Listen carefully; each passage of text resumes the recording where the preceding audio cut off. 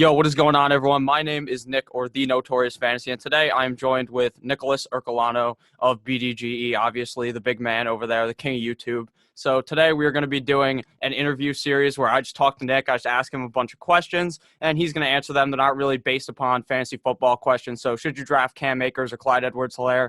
Obviously it's CEH, but who gives a fuck right now? So we're just going to be talking about the bigger type of things here that go into BDGE. So welcome in, Nick. If you have anything to plug, obviously they know who you are, so you can plug yourself anyways.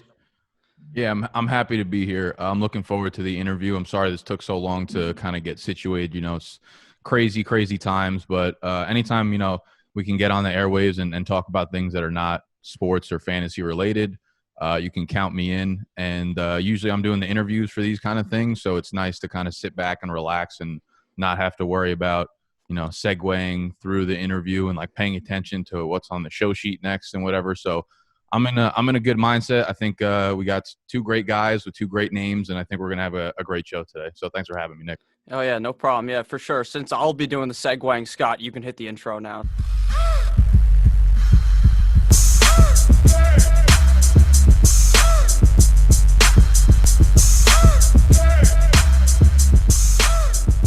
So let's get right into it. Backstory on you. So this beginning part is just mainly just backstory on you before you even got into fantasy football. So what was the day in the life of yourself before you became a fantasy analyst? I was working at a marketing agency in New York before I finally left and started doing content full time. So a day in the life would be me waking up early, trying to catch the train to New York. It was in Manhattan at the time. I would typically pull up to the train at like 7:53 when I knew damn well it was departing at 7:52. So it was nice because I wouldn't have to get any exercise in for the rest of the day because I would typically just sprint to the train as soon as I parked my car. I'd ride into New York and I'd work the typical 9 to 6 or 7, whatever the day entailed. So I was working at an agency, and then you take the commute right back home. So very, very typical 22, 23, 24-year-old entry-level business position. And, that was kind of the day in the life for me. Yeah, I think they should get you on Player Profiler so we can figure out your burst score if you're running that fast. So it would be obviously, fucking elite. Yeah, definitely. So obviously you chose the name BDGE. So why did you choose that? What made you choose that? BDGE, for any of you guys out there that don't know, it stands for Big Dogs Gotta Eat. And this is, I know it's kind of like a ridiculous name. I think when people hear it at first, they're probably like, what a douchey fucking name. And I've had comments like that before, and that's totally fine. It actually goes back to my senior year in college. We have kind of like a long story, but we have a senior week, right? I don't know if any of you guys have like graduated college, the last week of college before graduation is like this crazy week. At least it was at Marist where I graduated from. And you have all these days planned out. It's like a beer Olympics, a bar crawl, a house party crawl, whatever. And there was a beer pong tournament, and there was like 84 teams in it, right? It was my entire class, and each team had like a team of 6 people or whatever. And we had this giant beer Olympics, and my team entered, and we ended up winning the entire thing. I'll fast forward to the end of it, and in like the semifinals, like with the last game of the entire thing was like a boat race where, you just line up your 6 players on your team and everyone just fucking chugs the beer, and whoever finishes first would take the cake of the game, right? And move on to the next round. And that was like the final game. And I was the anchor on the team because for some reason I had like a really weird ability to chug, but like that would be fucking elite on Player Profiler if they had that stat on there. So we'd get to the anchor of it. And for some reason, I don't know why, but like, we finished the semifinal game, I think, and once I slammed my beer down, I yelled out like, "Big Dogs Gotta Eat," right? Mm-hmm. And that became like our credo for the remainder of the tournament. We had like 3 more matchups after that, I think. And after we'd chug, we'd slam it down and be like, "Big Dogs Gotta Eat," and we were yelling it just like a bunch of douchey college kids or whatever. And that became like a saying that me and my friends would say for a little while after that, right? And it became kind of a part of my life. And then when I wanted to start up the brand, I was like, what's a name that like, isn't very typical, but it also like relates to me and my lifestyle and the brand that I want to portray to people. And I was like, Big Dogs Gotta Eat. Fantasy football is pretty good. But realistically, what it means to me is that it's like the intertwining of a lifestyle brand, but also for people like big dogs in a sense are people that are willing to get outside of the typical norm of the day-to-day stuff, right? And are willing to put their creativity out there, and they're willing to be judged by the world. Because I think that's, at the end of the day, that's how we make progress in things, right? You have to push the boundaries and push the edges a little bit. Otherwise, we'd all stay stagnant and we'd all be in the same place. So big dogs are the people that are willing to push the boundaries a little bit, and gotta eat is really like gonna eat, right? Like the people that are willing to do that shit are the ones that are going to innovate, and they're going to be the ones that push the world forward a little bit at a time. So that's really the name behind it comes from, my college senior week, but what it means, I would hope would be a little bit more depth to the audience out there. Okay, that makes a lot of sense. So obviously your YouTube channel name is your real name. So why did you choose that over maybe BDGE or Big Dogs Gotta Eat? Well, I would say I chose it in like when I first started it in the beginning. It was just like, I just typed my name in, whatever, and that's what it was, and I kept it at that. But I've kept it at Nick Ercolano because I don't think like I believe it or not, for the audience out there, I don't like and also just a keynote in there. I also thought he was drinking a beer. We're filming this at like 10 a.m. right now, and I was like, total fucking power move for drinking a Bud Light right now. It is not a Bud Light, apparently. It's a Pepsi. I'm not old enough to do that yet. We don't drink underage here. I'm sure all the kids that are 20 years old aren't drinking beers on the weekends anyway. No, I never do that. No. So what was I talking? Oh, the channel name. Yeah. So like Nick Ercolano, it's just like, believe it or not, I don't love, like, fantasy football is one part of what I do, right? It's like the content that I provide, but it's not who I am, and I don't want, like, YouTube will always be my main marketing platform for me as a person, no matter what I want to do or what type of content I want to put out there. So I don't want to box myself in and, make my channel name BDGE Fantasy Football. Because what happens when I want to start pivot in 5 years? I might just strictly do like marketing and business content. And then that's fucking a weird overlap, and I can't do that. But if I'm just Nick Ercolano, I don't put myself in this, this mental box or this non-physical box where it's like you can't really pivot off of that. So I was just like, that it's just who I am. I don't want to put myself in a position where if I do want to pivot, it comes with a lot of backlash or it doesn't really make sense business-wise. So Nick Ercolano, that's just who I am, and the channel that I provide, yes, it has a lot of like differing fucking types of content, and I know a lot of people talk about like best practice on YouTube. It's like, yes, you should stick to this and stick to this topic. And I'm just like, I don't really give a fuck. Like you come to Nick Ercolano's channel, you're going to get Nick Ercolano. I don't even know what that's going to be, but that's what you're going to get. So I've always stuck with it, and that will remain to be the case going forward. No, okay, that makes a lot of sense. I just chose my name because I just was sitting there and I was like, what? I saw McGregor. I was watching some McGregor highlights, and I was like, what? Notorious Fantasy. That's me. So that's what I did. Okay, so, yeah. I just like there's so many names in our space where it's just like, I don't know, like how many fucking Rotos could you possibly have? You know what I mean? Like there's Roto this and Roto that and fucking X, Y, and Z. And I'm just like, dude, they're all this fucking same to me. Roto, I don't want to like throw fucking names out there, but I don't know. You can't differentiate anyone from those things. I'm just like, I don't want to be in that fucking mess, that swarm of people who are going to eventually, die out because they're not differentiating themselves. Yeah, there's a billion guys on Twitter with something FF, and they follow 1,000 people, they have 1,000 followers, and that's all they are. So yeah, it's like that's what fantasy Twitter kind of is nowadays, and not that they're not doing great work. A lot of the guys, I respect the hustle and I respect the work that they put in. It's just like that's just not the way I would go about it myself. Yeah, no, I get that. I agree. I don't follow 1,000 people just to get 1,000 followers, shade at those guys. But obviously your company, you have Snacks and Animal there. So how did you meet both of those guys? I interviewed both of them. I got their story, but maybe yours is slightly different. You think they were lying to you? And we have a different backstory. Who knows? I mean, yeah, the way those fucking two act, they could be fucking robots that I ordered, to be honest with you. Now, so we all went to high school together. Snacks was the grade below me. Animal was 2 grades above me. He actually graduated with my sister. Me and Snacks have been friends since we were younger. I would say like we became close friends in high school. We definitely started hanging out more and like partying together, maybe like sophomore or junior year, and definitely my senior year. We got really, really tight. So we had been in a fantasy league together, the E-Town Get Down League, which is basically what the Fade the Public podcast kind of follows. You know, that's the league that it kind of centers around. And me and Nick had been friends for a long time outside of fantasy, so we had known each other forever. And then Animal, we had an open spot in the league. I've always been like friendly with Animal, but I definitely wasn't like friends with him. We went to a small high school, so it's like you kind of know everybody. You know, I graduated with like fucking, I think 90 kids, and that was like considered a big class in our town. And I could tell you like every person's name along with probably like fucking 3 fun facts about each person I graduated with, because we did school from pre-K through 12th grade together. So I knew who Animal was, obviously. And when the person, whoever it was, left our league, Animal, I think, had actually joined to be a co-owner the year before he took on a team by himself. So we got close through fantasy football when he eventually made his way into the E-Town Get Down League. Oh, okay. That makes a lot of sense.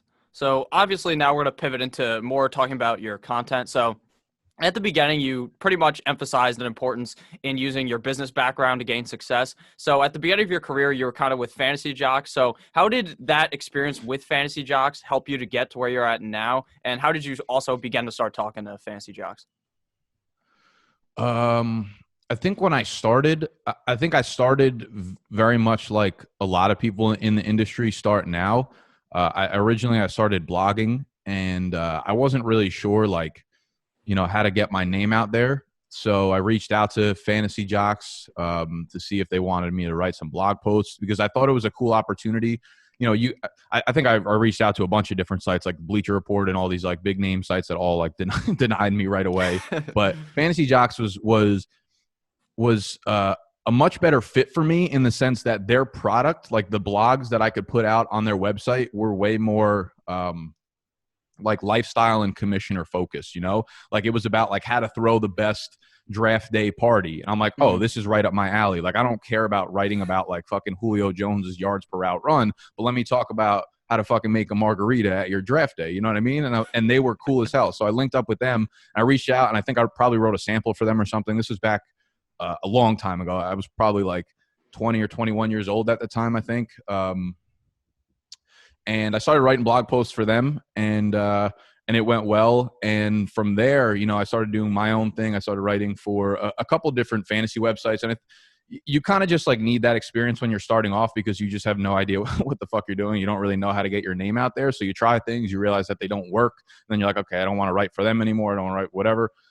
So Fantasy Jocks was, they were just a good fit for me personally. And maybe it was a subconscious thing. I didn't even really think about it that way, that it was more of like a lifestyle kind of blogging thing that I was able to do with them, but it was just a perfect fit. And then I had worked with them doing their marketing stuff for a while as well, because once I left my actual marketing job, I put out a vlog. I think it was like really the first vlog I ever put out, saying that, you know, I'm going to kind of start my own business. And at the time, it wasn't like I want to start a fantasy business. It was more like I'm leaving my job to freelance, right? And my passion is behind content, but I need to make money somehow. So I'm going to take the skills that I learned at this marketing job and apply them to the real world so that I can have income while I have now more flexibility and versatility to, you know, put my time towards the fantasy stuff. So it was doing the marketing stuff on the side.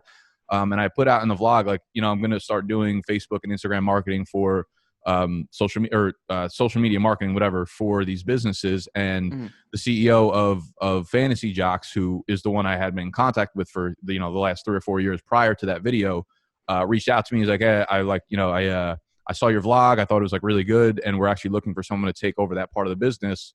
Like, I'll give you a shot on that. And I was like, fuck yeah, let's go. So they were my first client in the marketing world. And the campaigns went really, really well. And we had worked together for a couple of years after that for the marketing stuff. Yeah, I mean, we're still in contact today. I don't do their marketing obviously for them anymore, and I don't do their blog posts or whatever. But I love the guys over at Fantasy Jocks, and it kind of happened to be like the best of both worlds. At my first marketing client could have been like a fucking plumber, you know, or like a real estate agent or something like that. It just so happened to be someone in the space.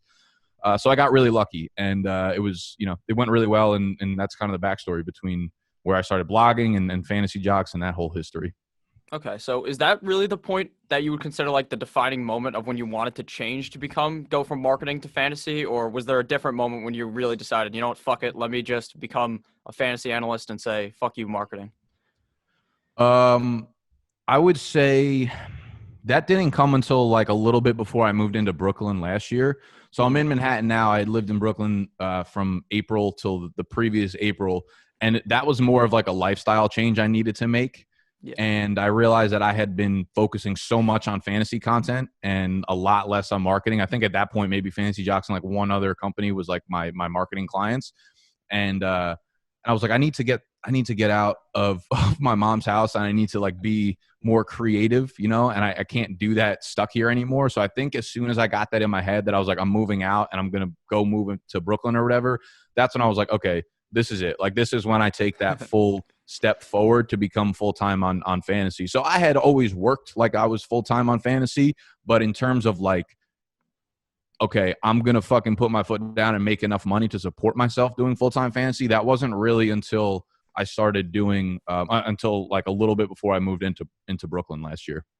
Okay, so obviously you just talked about it before. You took YouTube over like writing, even though you started writing at the beginning. So what would that have been easier to do, and why did you choose YouTube over it if it could have been an easier thing? Because at the time it seemed like not too many people were doing YouTube. It was more like blogs or podcasting.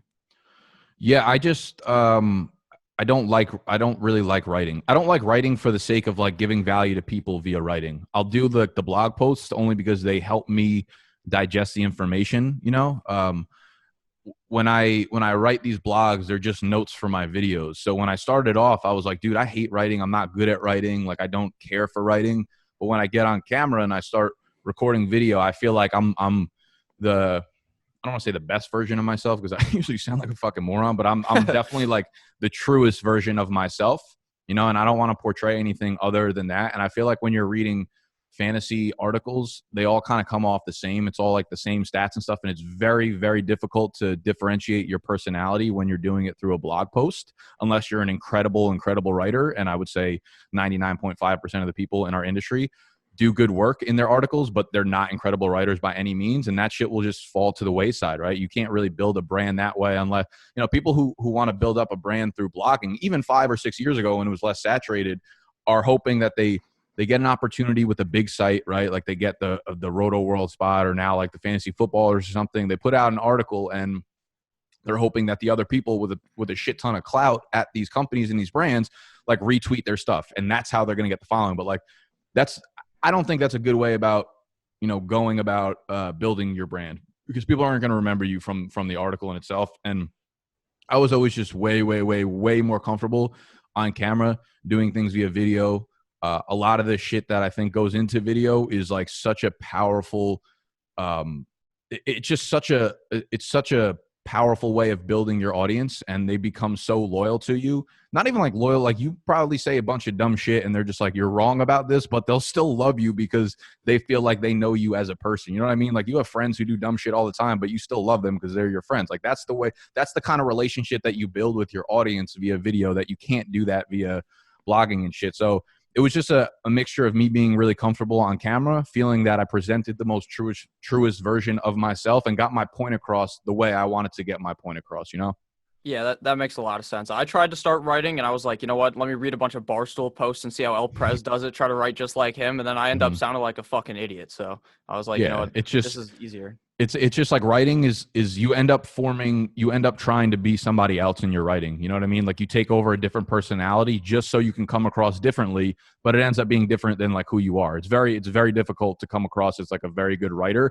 And I'm just like, that's the way I write is exactly how I talk. So like, if you're reading something of me and you're like, wow, this is really well written, I'm like, okay, well, it probably wasn't me then, or it probably was like me spending way more extra time to make it sound nice. But I don't know. I just don't want to come across that way at all, really.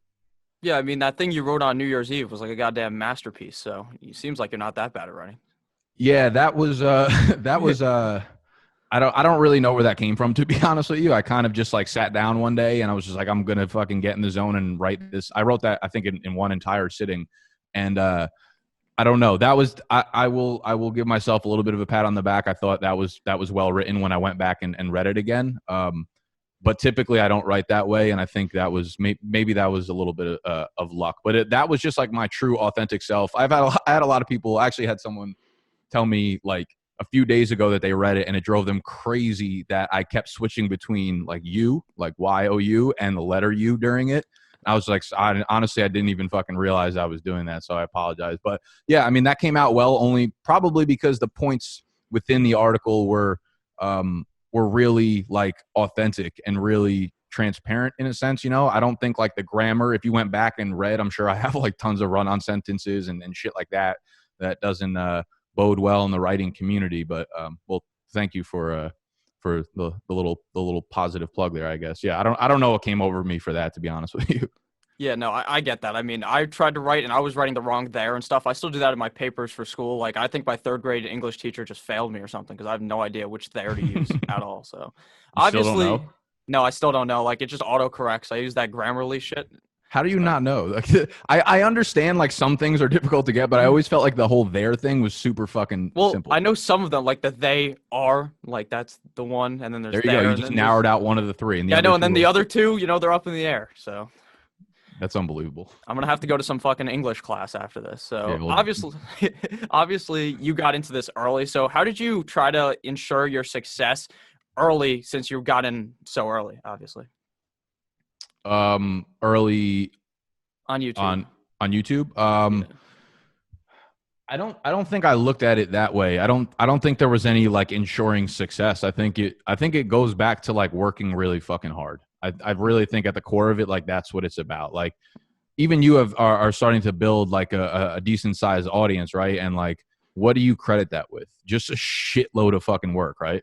Yeah, no, it's literally just going to bed late after editing, just fucking working every day, putting out a It's bunch just of videos. getting up, doing the research, writing the post, doing the video editing, right? So it wasn't like if there was no secret to it. There was no like, okay, I'm going to do this to ensure my success. It was just like, I'm going to work my fucking ass off for 3 years with doing nothing but trying to provide value to these people, right? And that was it. And I think that's how we've built the foundation of everything. And to ensure success, I mean, I look at things obviously way different now because we've kind of already been accepted by the market, so it feels like as long as we keep working hard and providing good content, like we can experiment now a lot, because we have a little bit of leverage within the market.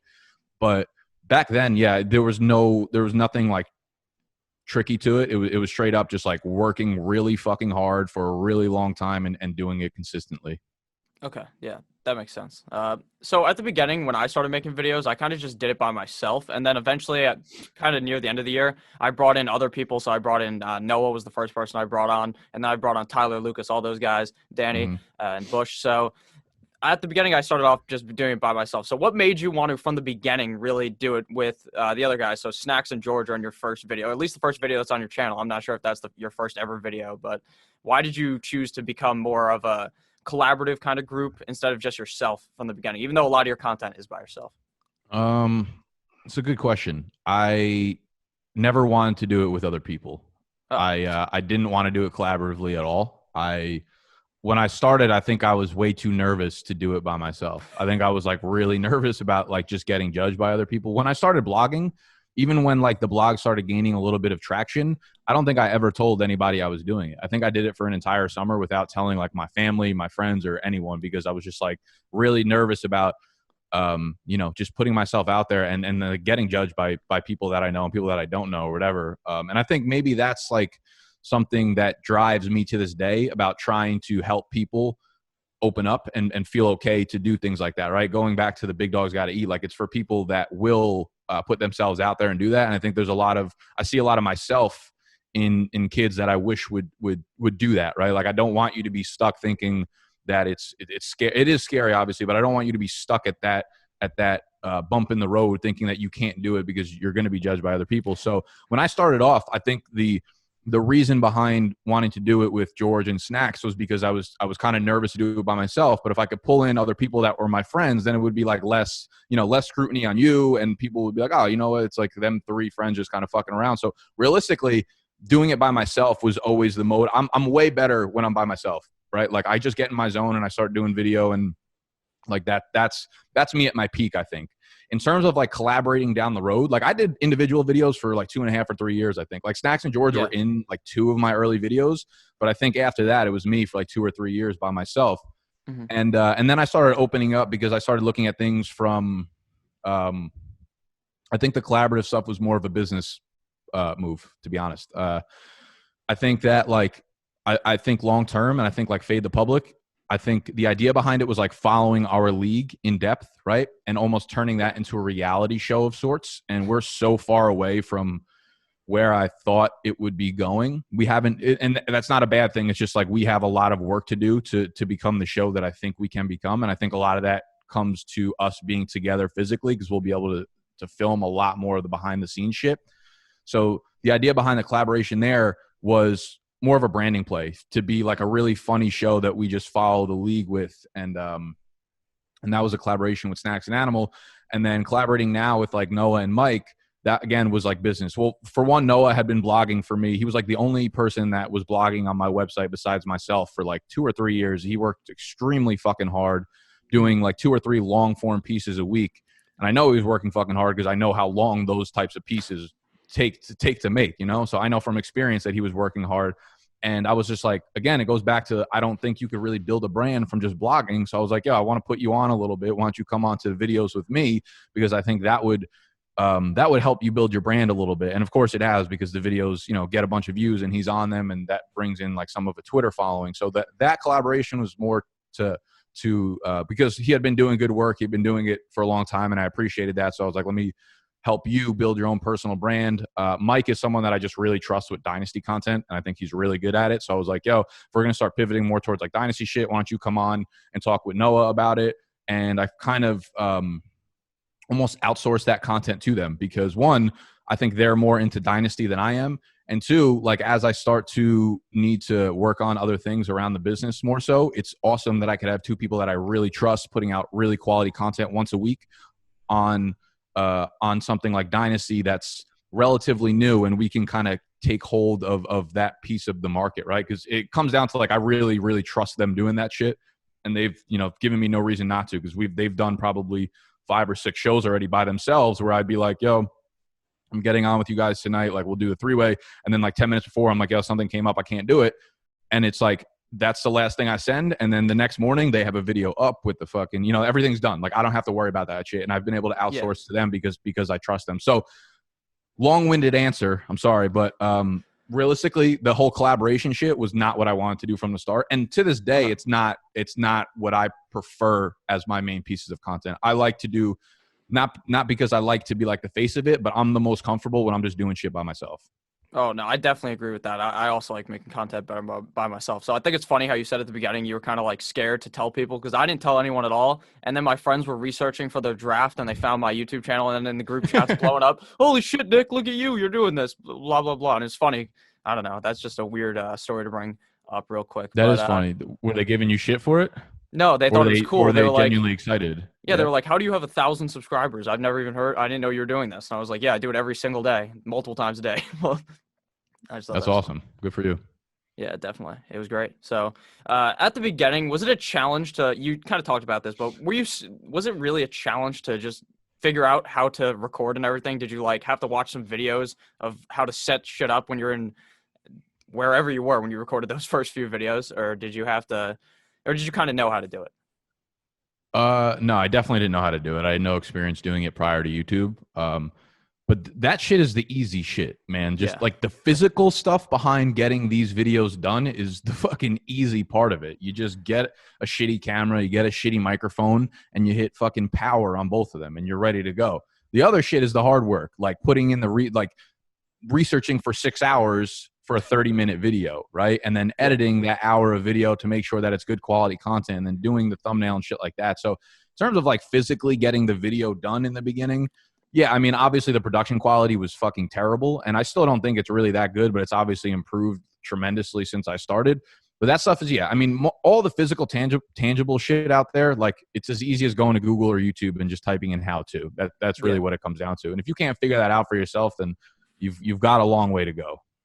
Yeah, definitely. I mean, all you got to do is type into YouTube. You can figure out how to do pretty much everything on YouTube just by searching it on YouTube, like how to make thumbnails and stuff. It's pretty easy. To anyone who wants to start. There's a million resources out there. Yeah, definitely. So obviously we're going to go to now. We just talked about before pretty early. So at the beginning, you kind of became, or eventually you became kind of a mogul of the fantasy football community. You're pretty big right now. So, and you emphasize being selfless a lot. So what helped you grow not as a content creator, but as a person? Did this really help you grow more as a person as well, just doing this? Yeah, of course. I think growing as a person, I think would come more so just from life experiences. You know, things that have gone wrong. And yeah, there are things in business I guess that have gone wrong that have helped me grow as a person. But I would say, um, you know, I don't know. I don't know if I'd really consider myself a selfless person. I think most of the selfless things I do are in some way or another like selfish. You know, there is some roundabout way that they help me. But I also think that that's kind of like, to be a truly selfless person, you're like a really good person. But I think there's usually motive behind most things. Yeah, and they can, you know, you could have it both ways. I don't think it's necessarily a bad thing that I operate that way. Um, I I would say that this has definitely taught me a lot about patience.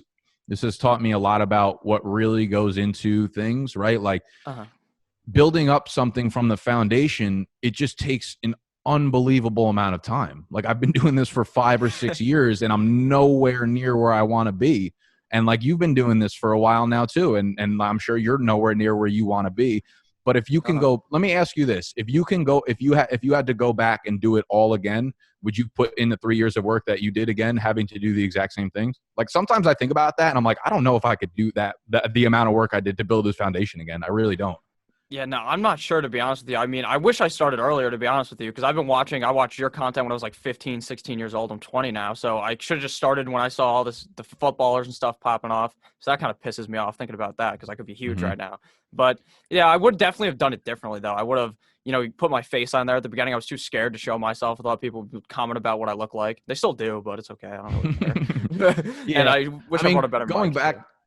yeah, going back and thinking about what you could do differently, that's another thing you think about, right? Because there's so much that you would have changed, but like that's something that you learn. It's just like you can't change anything that you've gone through, right? And that's not just from a YouTube sense. That's real life. So when you go through shit that you wish you had done differently, what choice do you have? All you can do is look forward positively and make the best of what you have right now and take the lessons that you learn from there. So yeah, there are a lot of things that overlap between YouTube and business and real life. So I've learned a lot, but I would just say overall, just like experiences in and out of YouTube are what help you grow as a person. I will always plug Gary Vee as well. I think Gary Vee is like the best person on the fucking planet and has helped me out mentally more than anyone in the world. So if you guys have not checked out Gary Vaynerchuk, just go listen to Gary Vee, the audio experience, his podcast.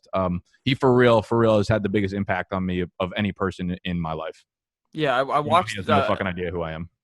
I've watched that interview you did with Sky on your channel. It was like a year ago, maybe, and you talked about Gary Vee for like 20 minutes. It was like a full suck-off session of him, but I kind of learned a lot about him, so I looked him up and I listened to some of his stuff. So I'm not really a podcast guy though, except for fantasy, so I don't really listen to him all the time, but I know who he is now. Makes sense. Yeah, I listen to him like once, if not twice a day. I know Sky was a big Gary Vee guy too. So anytime you get me in a room with someone else who likes Gary Vee, it's like it's fucking all bets are off. Yeah, it was a Gary Vee palooza for like 30 minutes. It was great. So no other way, baby. Exactly. So obviously now we're in the off season. So do you feel like there's a lot of pressure, more pressure creating content in the off season versus in the season? And do you like one more than the other? Because I asked this to Snacks and Animal, and they both had the exact same answer. Yeah. I think that like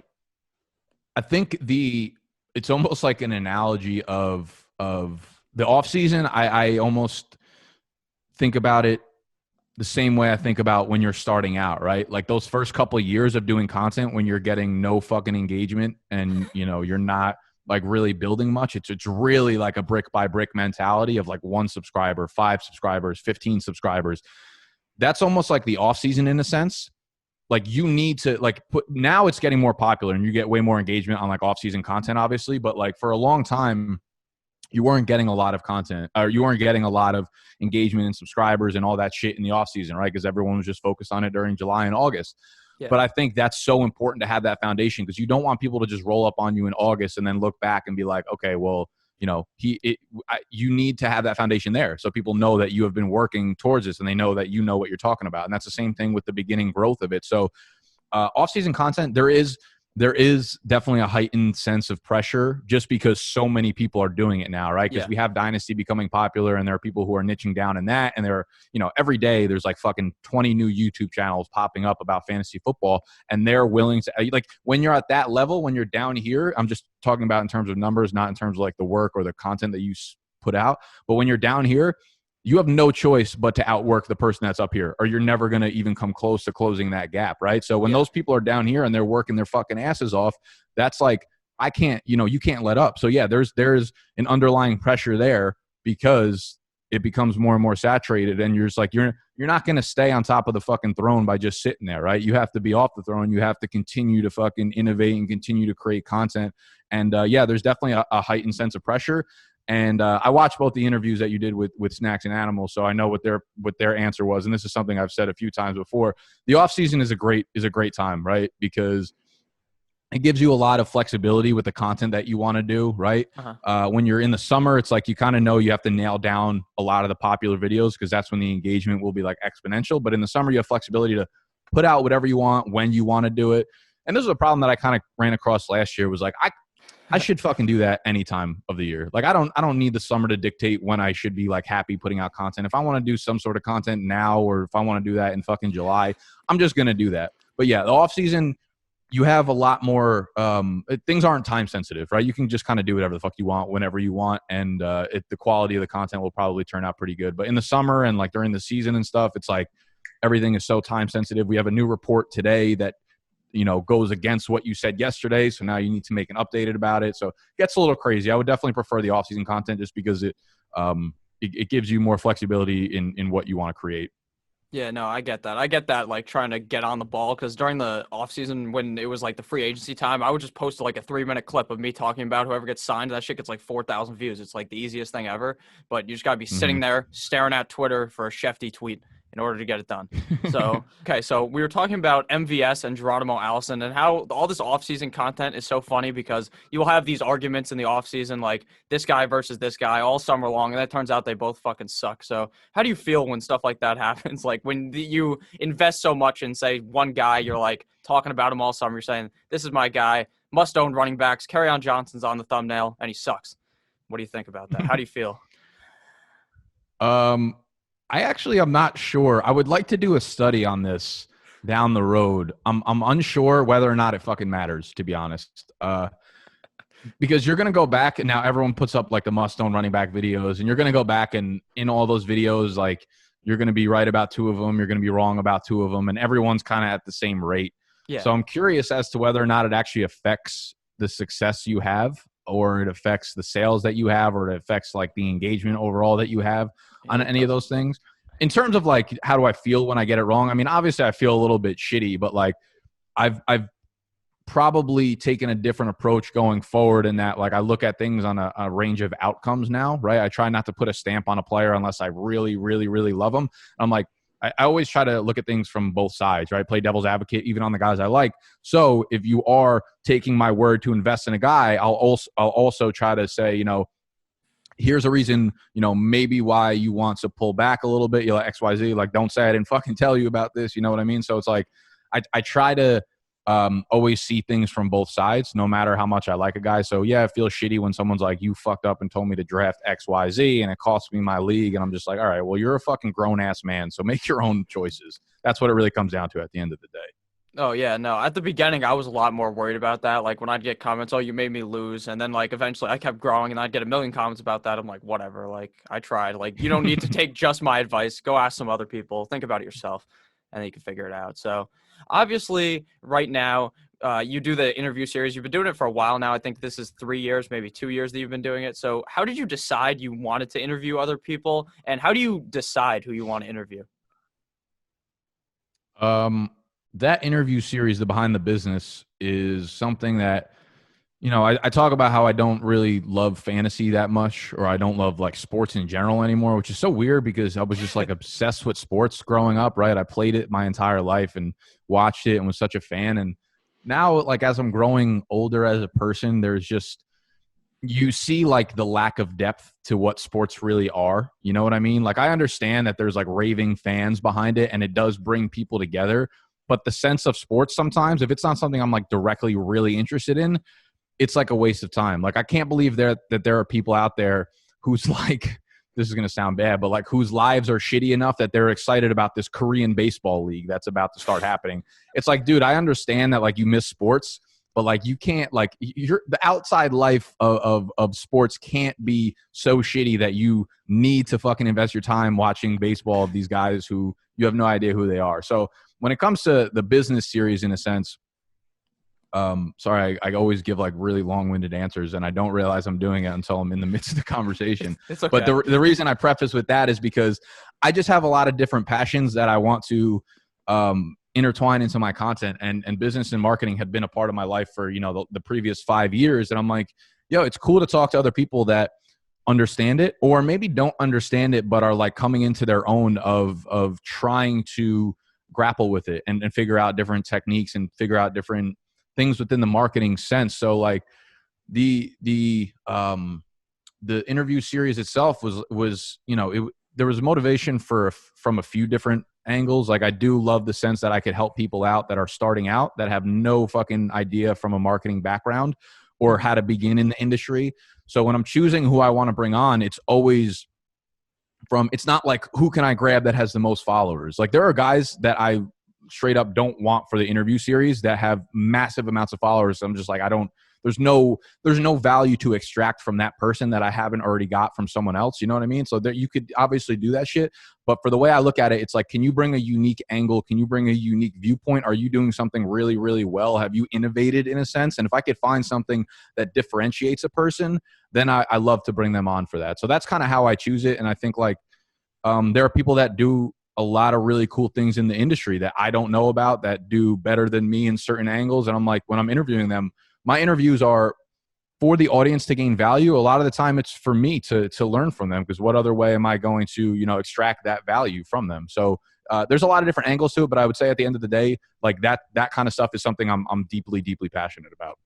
Okay. So obviously right now, where you've gotten to now, obviously you're pretty big. So how do you feel about how you kind of have like an impact on other people's lives? Like you kind of inspire other people, because these business type of videos do really show you how to try to do what you're doing. So how do you feel that you're like, to some people, like to me, you're like one of my idols. Like I look up to what you do. I look up to Barstool, other things like that, but you're one of those main idols. So how do you feel that you impact people's lives like that? I would say, first off, I appreciate that. I really do. I just had like goosebumps run through me. I'll be honest. It's definitely humbling. My concern with a lot of like inspiration and motivation and shit is that it lacks depth. It's almost like an entertaining version of motivation. But I appreciate when someone like you tells me that, because I understand that you're actually putting in a lot of hard work behind the inspiration. So what I try to do is, yes, I do try to inspire people, but not directly inspire people. It's like, I only want to show transparency and truth, because that's what inspires people, right? Like you can go back to my vlogs and show me when I first started in my mom's fucking house, and some kid, like if you watch it then, you might be like, this kid's so full of shit. But you could watch it now and be like, oh shit, like it's just fucking real. Like that's the work you need to put in to get to here or to get to where you're going. So I'm really happy that I can inspire people. I just hope that the inspiration doesn't last for 20 minutes after watching my video, and you can actually put action behind it. Like that's what gets me excited about people being inspired and people doing things with that inspiration. So I don't like try to inspire people. I try to show them realness behind what's going on, and that in turn is inspiration in itself. You know, like the whole like motivation rah shit is not real. Like that doesn't work for people, right? Like showing people that you relate to them, that you're going through difficult situations and you overcame something similar to what they're going through, tells them that like, oh fuck, I can also overcome that, and I can also do XYZ. So that's the kind of inspiration I'm trying to do, but it's not like an inspiration centric or driven content that I do. You know what I mean? So so thank you. I guess like I don't get too wrapped up in it. I just hope that people really take action behind the motivation or inspiration that they do get from me. Okay, yeah, no, that makes a lot of sense. Is there anything, you talked about overcoming something, was there anything when making videos or at any time really during the fantasy stuff that you really felt like you had to overcome something?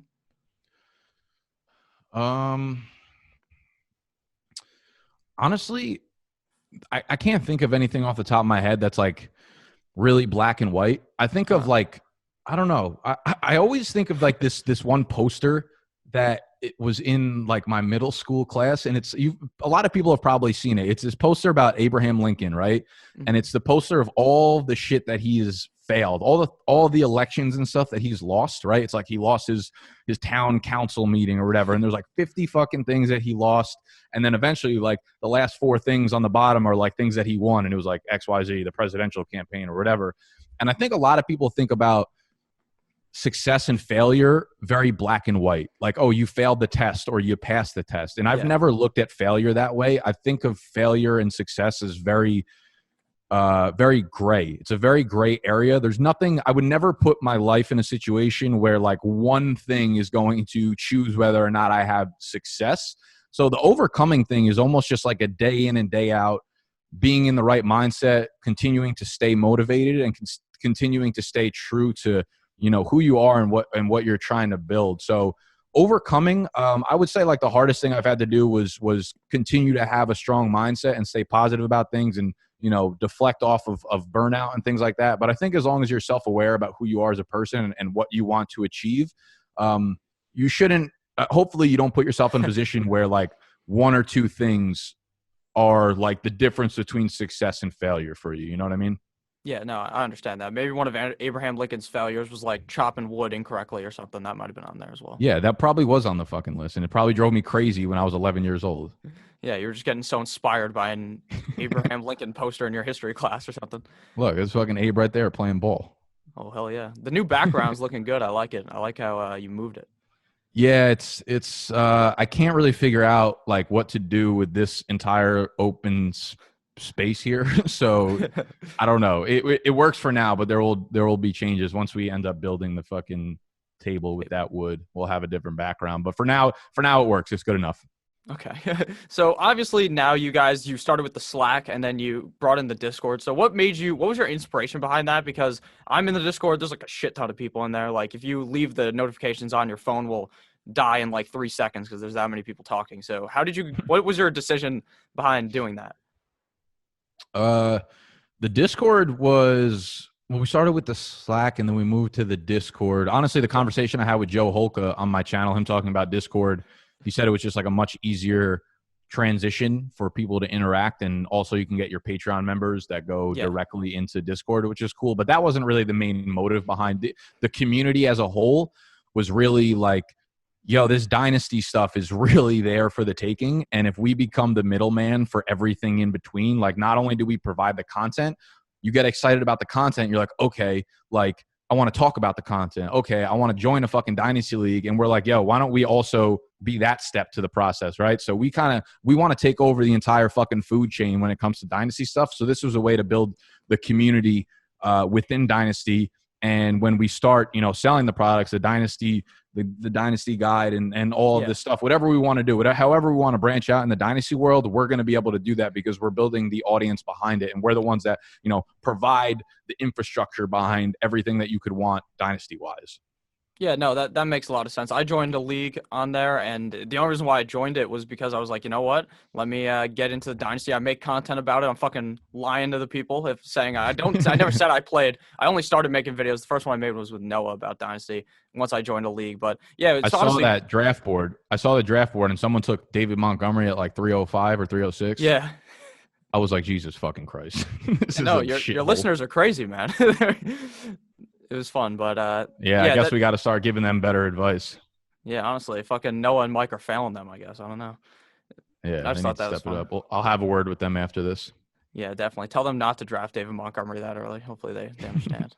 So obviously now we're going to go and pivot into talking about like podcasts. So I know you spoke about this at the beginning. We talked a little bit about Fade the Public. So, and I talked to Max and Snacks about it as well. So what really inspired you guys to create it? I know it's about like the league, but what made you be like, you know what, this will be great.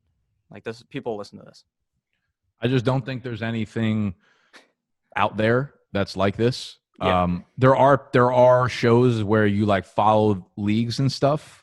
But I think if we could put an element of, like I said, like a reality show behind it, but like real, like obviously we're not going to fake shit about it, like a reality show element to it, it'll bring people in and like really, really excite them. So my whole Fade the Public thing when I wanted to start it out was completely like a brand play. I was just like, yo, people are gonna love this shit. I think it could turn out to be something really, really, really fun. And again, we haven't gotten anywhere close to what I want it to be or where I think it could go. We're still kind of like doing a very typical podcast about shit, but we will pivot eventually, and it will be something that becomes much larger. Like it's going to be like a fucking piece of production when each of those videos go out. It's not going to be just like a podcast thing. So yeah, the inspiration was just like, this is going to be really fun for the audience, and it's a way to follow a league in which people are really going to buy into, not just like following along when people, talk about their league for like 10 seconds on a podcast.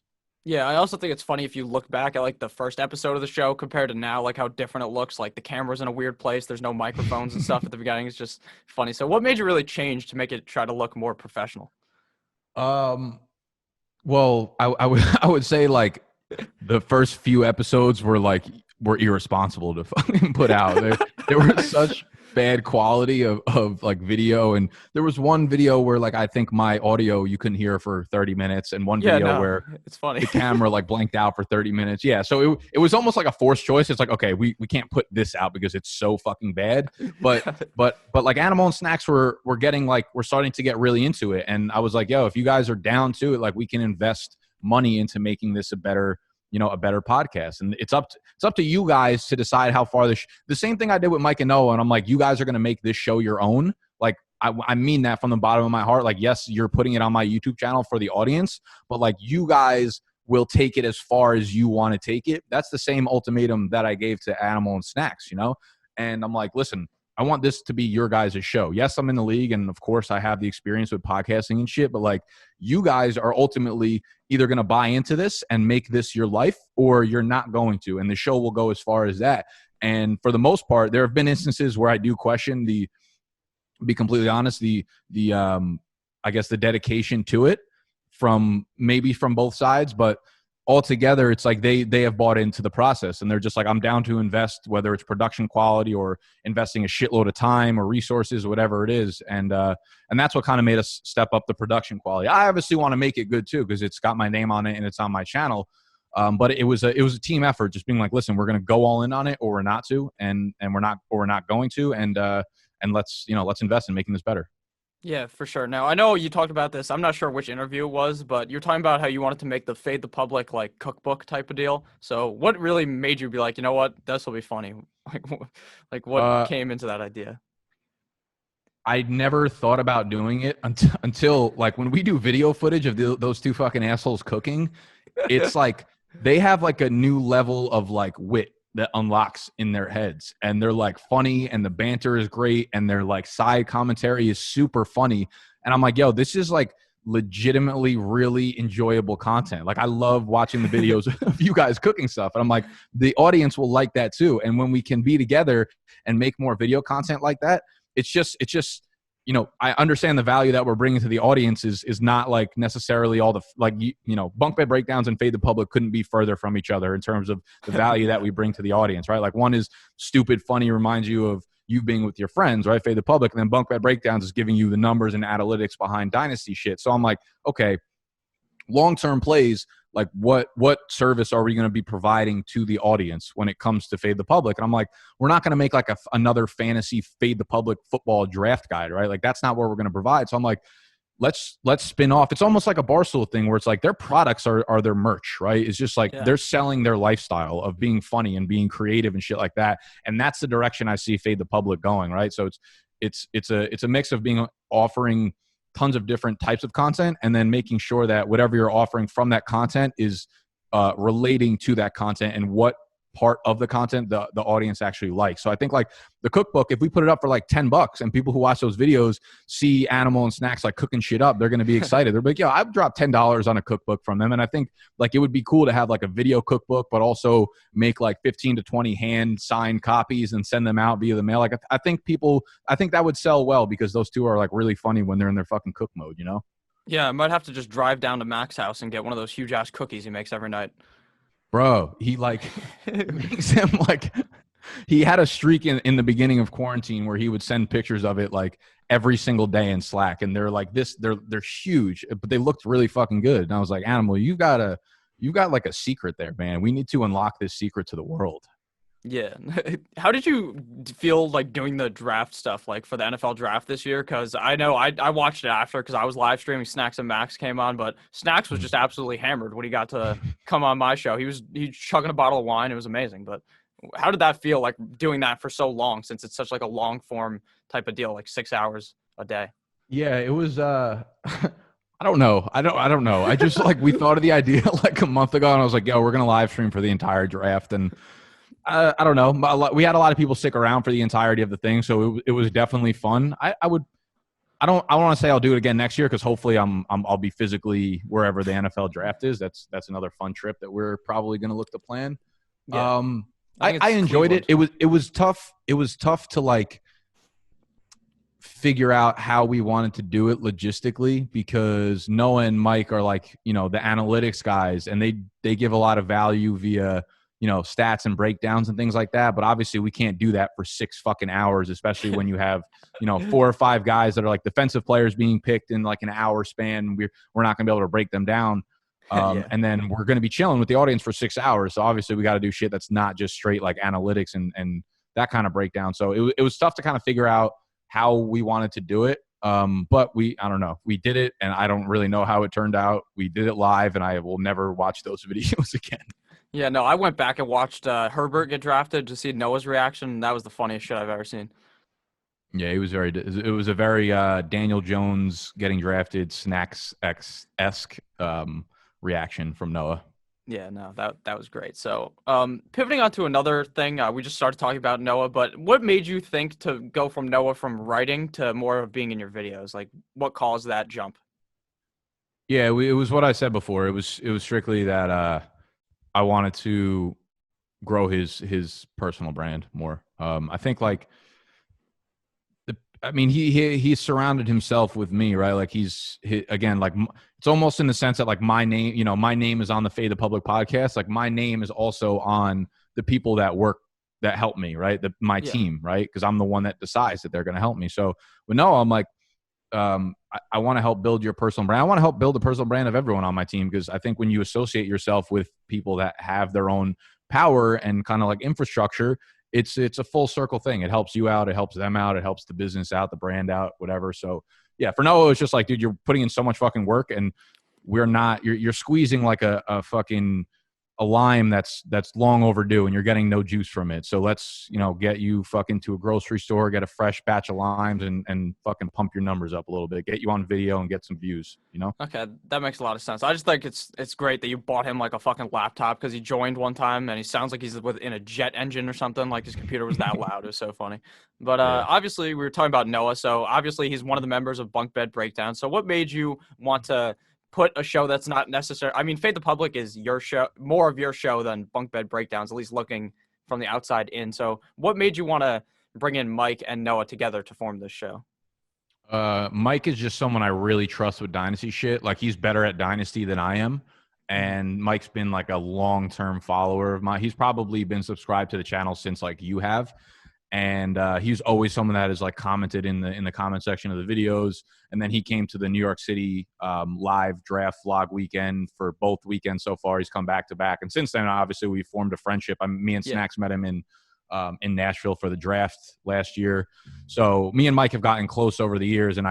And the first ever Dynasty League I started was a startup with my subscribers, and he was in it. And he won the first year, and then he beat me last year in the championship in it. So I just really think Mike has a good grasp on Dynasty, and I'm like, yo, like I could put out content, but like I actually trust Mike's opinion when it comes to Dynasty, so let him provide content to the audience. I know Noah, I kind of just like forced this on him, to be honest with you. I didn't really ask him. If I was like, yo, do you want it? I think I might have asked him, but he's into Dynasty as well, so I was like, you guys can be a good pair because I really trust you guys to do it. And I know they had the skills production wise to make sure that the piece of content went out. Like when I was away in was it January or whatever? I went on a trip for like a while, and we had not missed an episode of Fade the Public for the year and a half that we had been doing it so far. And I was like, yeah, Animal and Snacks, like I'm gonna be gone, so I'm not doing the episode with you, but like I don't know what you guys want to do. If you want to keep it going, do so. But like, I can't help out, of course. So I was way more nervous for them because I don't think they have any sort of like production background. But Animal's an extremely, extremely resourceful dude. Like very, very underrated skill of Animals is like, if I ask him to do something, he'll get it done, right? He might have some questions along the way, but like he'll figure some shit out if I need him to figure it out for me. So I was a little nervous about them actually getting an episode up that was like of some sort of quality content. And to be honest, I didn't watch them, so they could have been like the shittiest videos ever. But they got One Chains on it, and I know he's a funny motherfucker too, so it couldn't have been that bad. So yeah, I mean, I just think it's about understanding the people that you're working with and what kind of like workload you can put on their plate. And with Noah and Mike, I have nothing but trust for them, and they've given me no reason to look at them otherwise. Yeah, now I know this question's kind of a bit more off topic, but I know at the beginning you started the draft guide a couple of years ago, and I asked Max this question. I asked Max if he thinks he would be able to do it, and he said, fuck no, like it's too complicated. He would never be able to figure it out. So how did you do it from the beginning? Because I know like your first draft guide was like, it was like a ebook. So what made you want to do that, and how did you decide to make it, why you wanted to make it change to be what it looks like now? I'll be honest, bro. I kind of hate the way that I changed it to how it is now. I think the audience kind of likes it, probably because it's a lot cleaner. That first draft guide I did, I will never in my life forget that, bro. It was like it was like 200 pages long, and when I tell you, like, how did I create that? That's something I could never go back and do again. I think I put like hundreds and hundreds of hours into making that thing. I went page by page, like designing it, and I'm like, bro, I respect my like 24-year-old self so much more than I respect who I am right now because of the work that I put in back then. So it was like I had just been putting out a lot of content for a long time for free, and my mindset wasn't like, okay, let's try to make some money. I was like, what if I put something together where something I've realized very quickly in business is that people don't necessarily pay for information or something that they're finding valuable. What they're paying for is organization. Yeah. People pay for organization. And I was like, if I could find a way to organize everything I've been putting together, that was it. I was like, yo, I want to help you guys out and organize the fucking 300 hours of video content that I've put out for the summer. And I'll slap like a really low price tag on it. It was, I think I sold it for $4.99, the first copy. And I'll put a really low price tag on it only because I'm going to be spending so fucking long making it, and I was like, okay, like it would be cool to be compensated by it. So it was a true act of trying to help people in the sense of organizing everything that I put out that summer, and then putting it together was just like, oh man, because everything was like, the images were like handmade on Canva and then posted into the draft guide. And then if like one ranking changed, I need to change all of the rankings within Canva and then repost it onto the draft guide, like image by image. It was such a shit show, but like, man, I love that first draft guide so much. Like the heart of that product was like one of the best things I think I'll ever put out. Yeah, I mean, at least you're not drawing the pictures like Max was for whatever that shit was that he wrote up. That was so funny. Yeah, you know what? Like, I would like to have that in the draft guide, man. Like, everything we do, I want, at the end of the day, like, I want this to be a lifestyle brand, So, like, I want that to be intertwined. I feel like the draft guide, while I like the content in itself has gotten way better, obviously, from an analysis standpoint, and the organization is on point, it feels like just something else that another company would make. And I'm like, ugh, I hate that. I just don't know if I have time to make that entire switch over to something that's cooler and like better looking and stuff. But eventually it will go back to the same feel that we had the first year that we did it. Okay, that makes a lot of sense. I like how the old draft guide looks. That's like a whole vibe over there. It's like, it's just so funny. But you know what I mean? Like, that's what I mean. It's like there was really a fucking vibe to it. It was crazy. Yeah, no, it's funny. But now obviously you do the draft guide stuff, but you also have a Patreon. So what made you be like, you know what, let me start this Patreon thing? Because people asked me to start it last year and I didn't do it, and I'm kind of regretting it because I was like, you know how many people would have joined that shit? Like, how stupid are you, Nick, you dumbass? Like, I just think about that all the time, like how much money I probably could have. I mean, you could start now. What no, I did start one. I did start one. Yeah. Patreon was, I don't know, dude. I still haven't really figured out Patreon. I still don't know what I want to do with Patreon. I just see like people making ridiculous amounts of money from Patreon. And I'm like, I know if I put some energy into it, we could probably make a shitload of money too. I just like really hate the notion of putting good content behind a paywall. I really hate just straight up doing that. And I'm okay doing it with the draft guide because, again, people are not paying for the content, really. They're paying for the organization of it. And with Patreon, it's I don't know. I still haven't really figured out Patreon too much, but it was definitely more of like a money driven choice. And I could like that's the reason. That's not like the direct reason why I haven't figured it out yet, but I could tell like the unconscious reasons behind why I'm having so much trouble with it. It's just like it doesn't really feel right, to be honest. Okay. So I understand if you don't want to answer this question. I didn't even put this on the show sheet, so we could just fucking edit this out if you don't want to answer it. But how do you get into talks with these companies like drafters? Like, how does that go? It depends what stage of like content creation you're at. Mm-hmm. So a lot of the companies that I've worked with so far have been like Fantasy Jocks, of course. You know, I gave the history for that.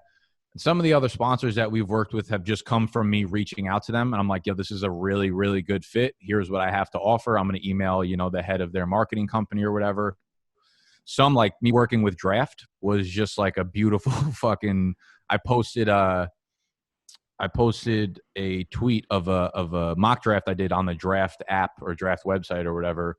And I put a video clip of it on Twitter and someone commented under it like, yo, this is fucking awesome.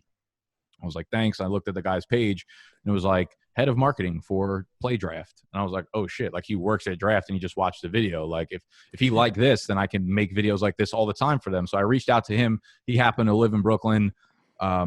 We got drinks one night. He took me into like the FanDuel office a couple of weeks later. We signed an agreement with it. So that was just like a strike of luck, I guess you could say.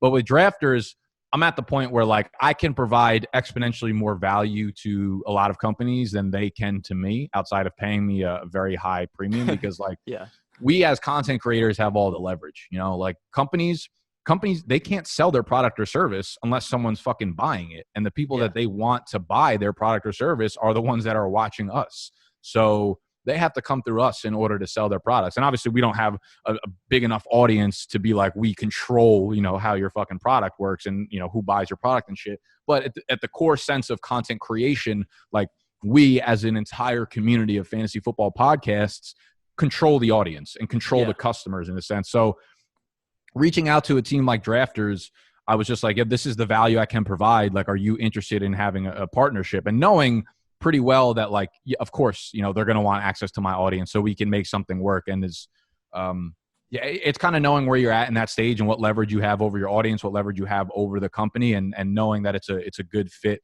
for both sides and understanding that the value, you have to be able to convey the value to these companies very well when you reach out to them first. And you need to let them know that like your main interest is providing value to them.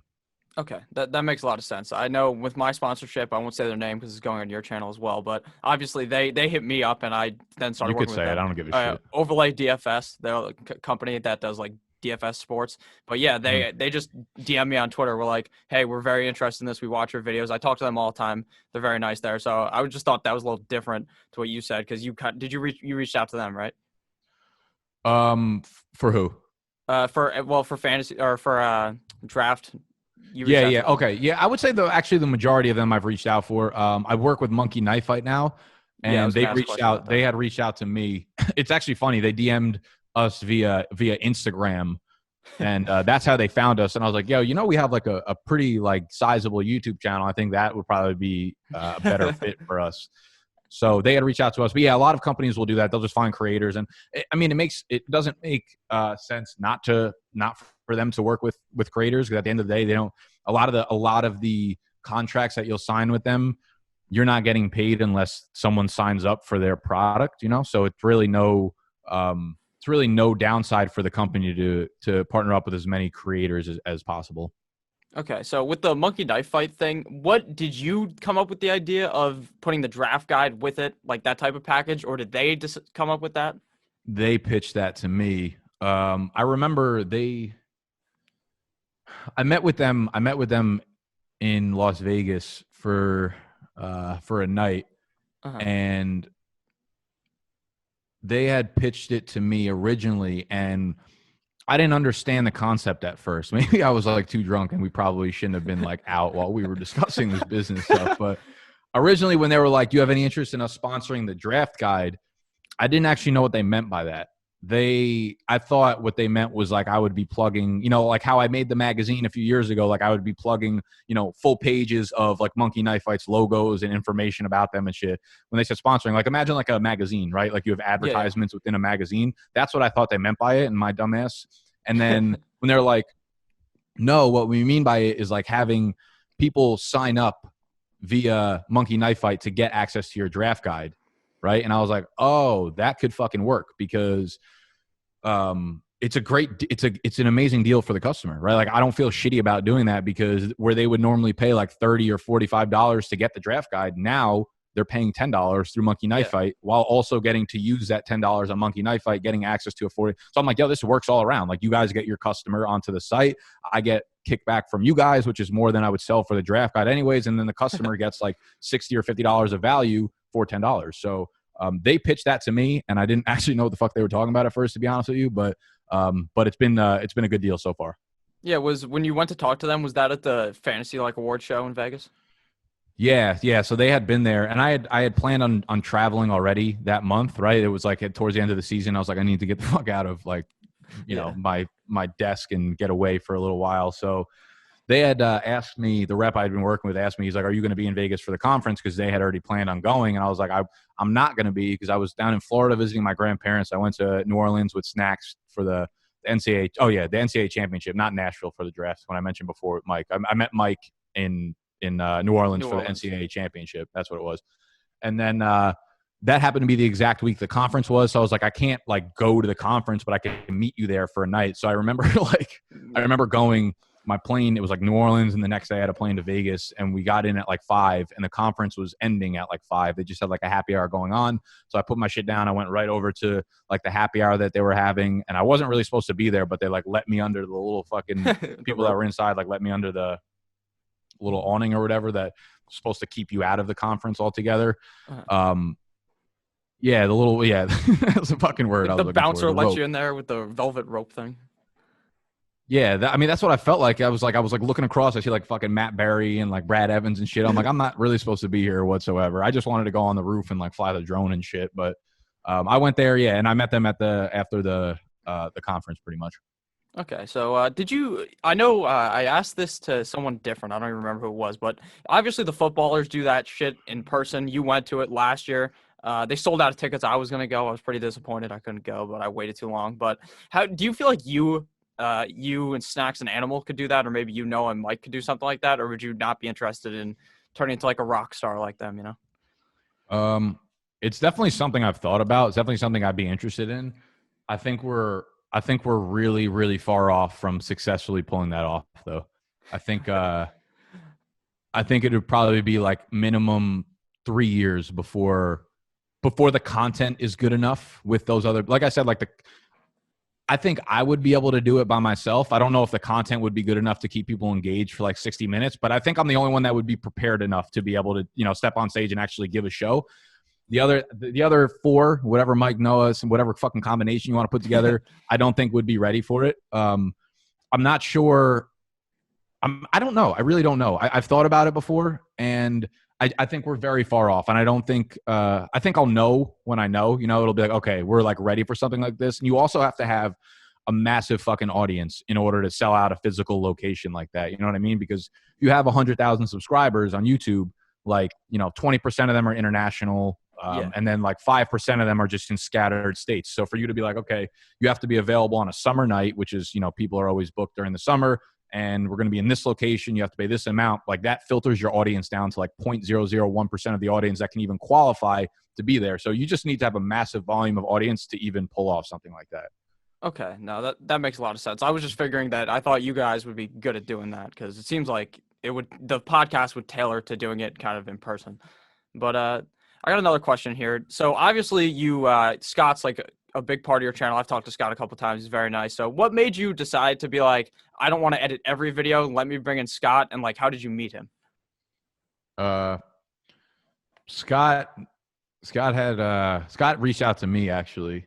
I think he emailed me. I wish I still had the opening email. He probably has it somewhere. He has like fucking 92 flash drives that he keeps everything stored in. So I imagine he has. I imagine he has that email somewhere. He reached out to me, And I believe the content of the email was just something like, yo, I love, he's like super passionate about fantasy football, super passionate about like the vlogging side of things. He's like, I love, watching up and coming creators and things like that.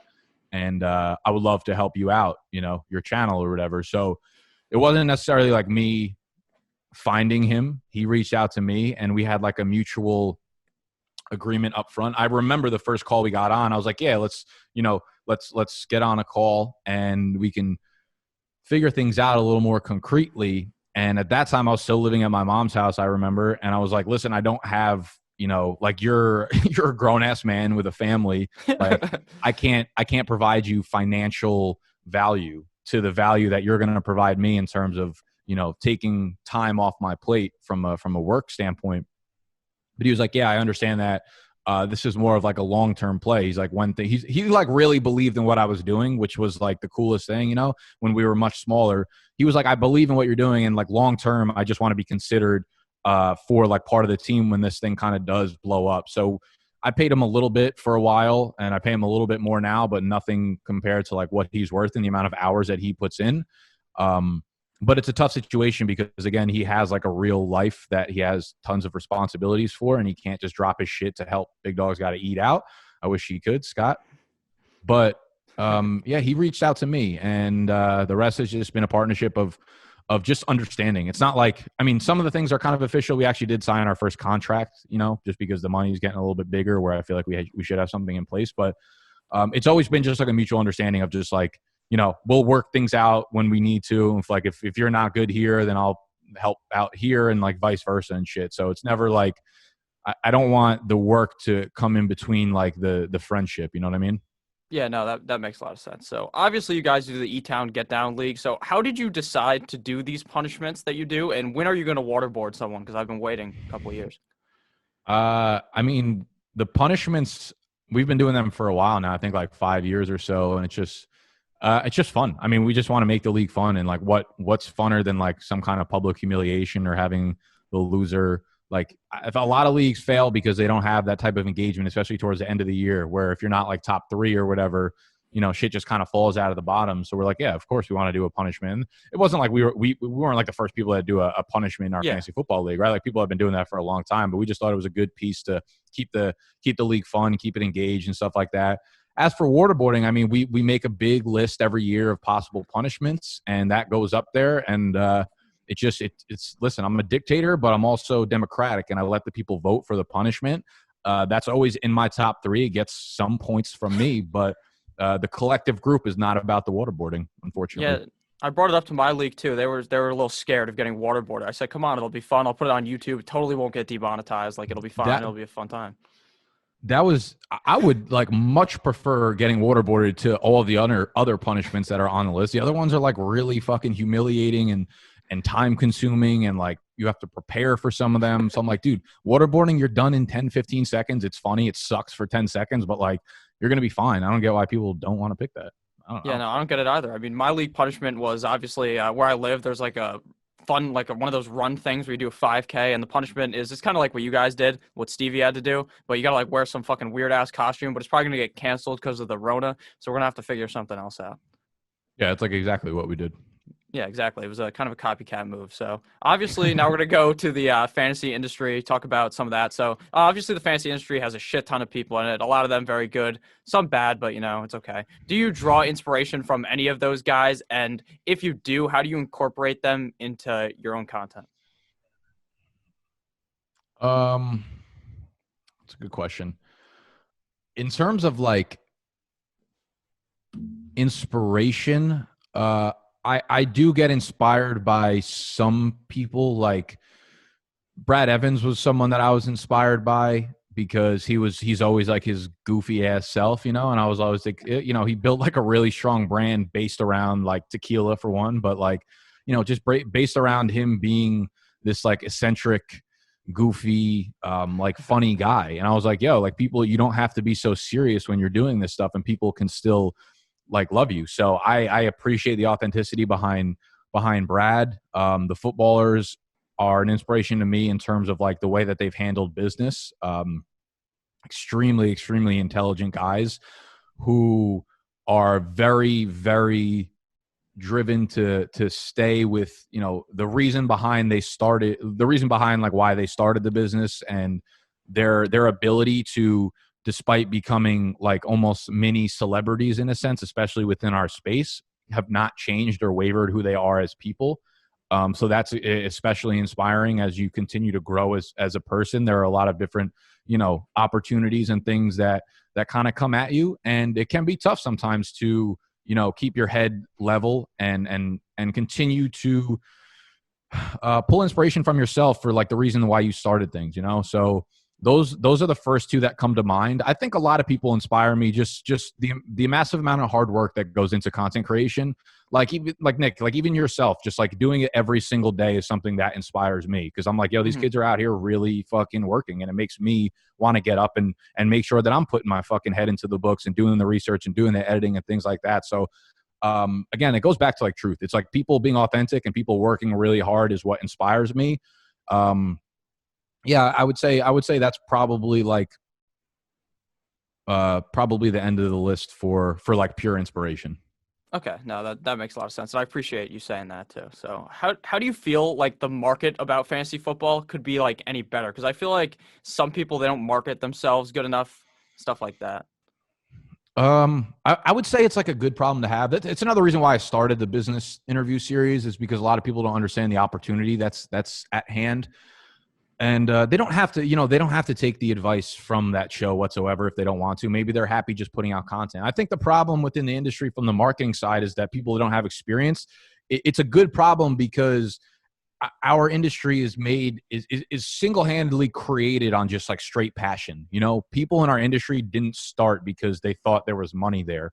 There is money flowing in now, but almost nobody that started, you know, blogging or YouTube or podcasting did it for money. They all did it because they were really passionate about, you know, fantasy football. So in terms of like doing marketing better, you're seeing the changes happening now, right? You're seeing people, like I made the draft guide, and then like, you know, 10 different YouTube channels started making the draft guide, which is completely fine. It's a successful thing. You know, you see what works and then you start to do it. And I think that we see that a lot, like with Establish the Run. Like those guys took their personal brands and realized that they have so much fucking leverage over the money, over the brands and the deals that they make, that they started their own thing. And then you see Graham Barfield and Scott Barrett and these guys make the fantasy points thing. And I'm like, I'm surprised they didn't do it earlier. And we're going to continue to see the people with the biggest brands start to understand that they have all the fucking leverage in these things. So, yeah, in terms of that, it's like, I think content creators need to realize that they are the fucking heart, soul, and the brain behind everything that happens within our industry. And you can't give leverage over yourself to brands and stuff. But in terms of like, also, you know, the platforms, being on different platforms, that's another thing. You know, I've gotten on calls with almost every big name in the industry. Since I've done the business series, I've had a ton of the guys in the industry reach out to me, just to get on a call for like an hour to talk to them about, you know, YouTube and this kind of stuff. And the thing I notice immediately is that because they've built a following via Twitter or a podcast, that they think they deserve to have a following on YouTube. And I'm like, that couldn't be further from the truth. Like this is a whole nother platform you need to be on. Like, and a lot of people are stuck in their older ways where they've built this leverage from Twitter or blogging or whatever. And I'm like, that's incredible. And you have that audience, but that audience is not like, there's a reason they read your blog, because they don't watch YouTube. So they're not going to follow you over to YouTube. So people need to, I think it's sort of ego driven in a sense, and people need to be able to put that aside. So switching to new platforms and keeping your eyes open for where those things kind of emerge is another thing that people don't really do too well at in this industry.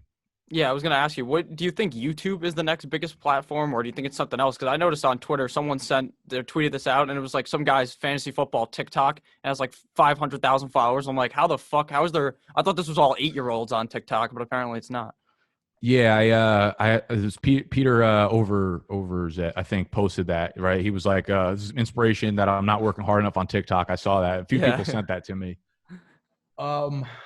So I don't. Okay, so the way I look at it is like, there's not one right platform. There's a right platform for you. Like, people who don't have a following are the ones that need to be really open to the new platforms, because they're going to be land grabs, right? If you're just starting, you can't expect to build an audience via podcasting or via blogging or even like via Twitter. And you're seeing it, bro. There are so many channels popping up on YouTube. So it's going to be harder and harder and harder to do that.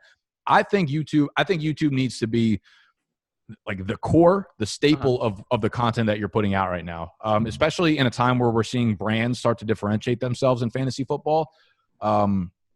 YouTube is really, really, really strong in terms of a branding play. And that's the only thing that's going to start separating all the fucking rotos from each other, like actually having that connection with your audience.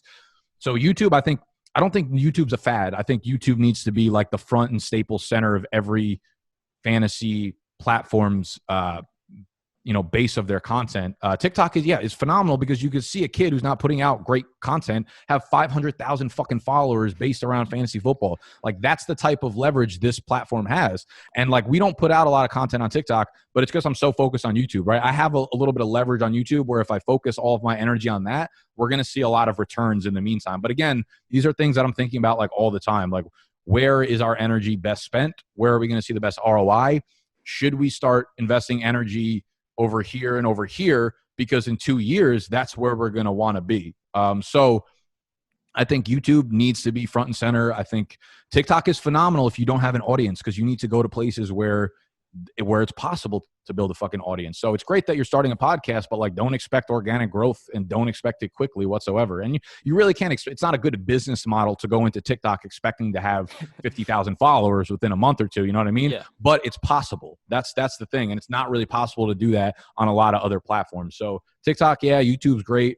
I mean, you could do it on Twitch. You could do it on a lot of different platforms. You really just have to understand where you're at in your model and adjust accordingly.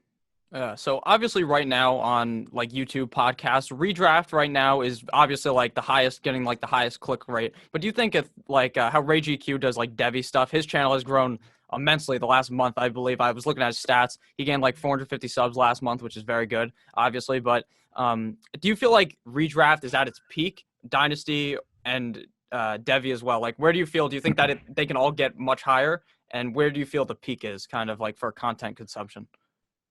I don't think any of them are at their peak. What I think Ray is doing is extremely, I mean, I'm not going to say smart, because it was just something that he loved doing, and that's why he did it. It wasn't like a business move from his point.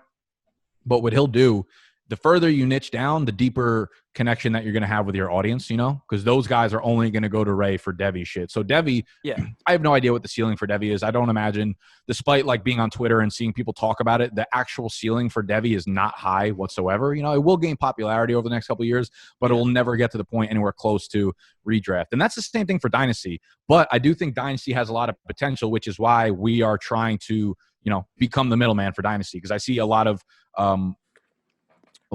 future focused things where we could take our audience and like, we're the ones that, even if a lot of people don't like dynasty now, if we just keep pushing our audience, whether it's 35,000 or 50,000 or 100,000 to dynasty, we're creating an audience for dynasty in a sense, right? And then we create the entire funnel in the middle of that. So dynasty, I think, has a very high ceiling. I think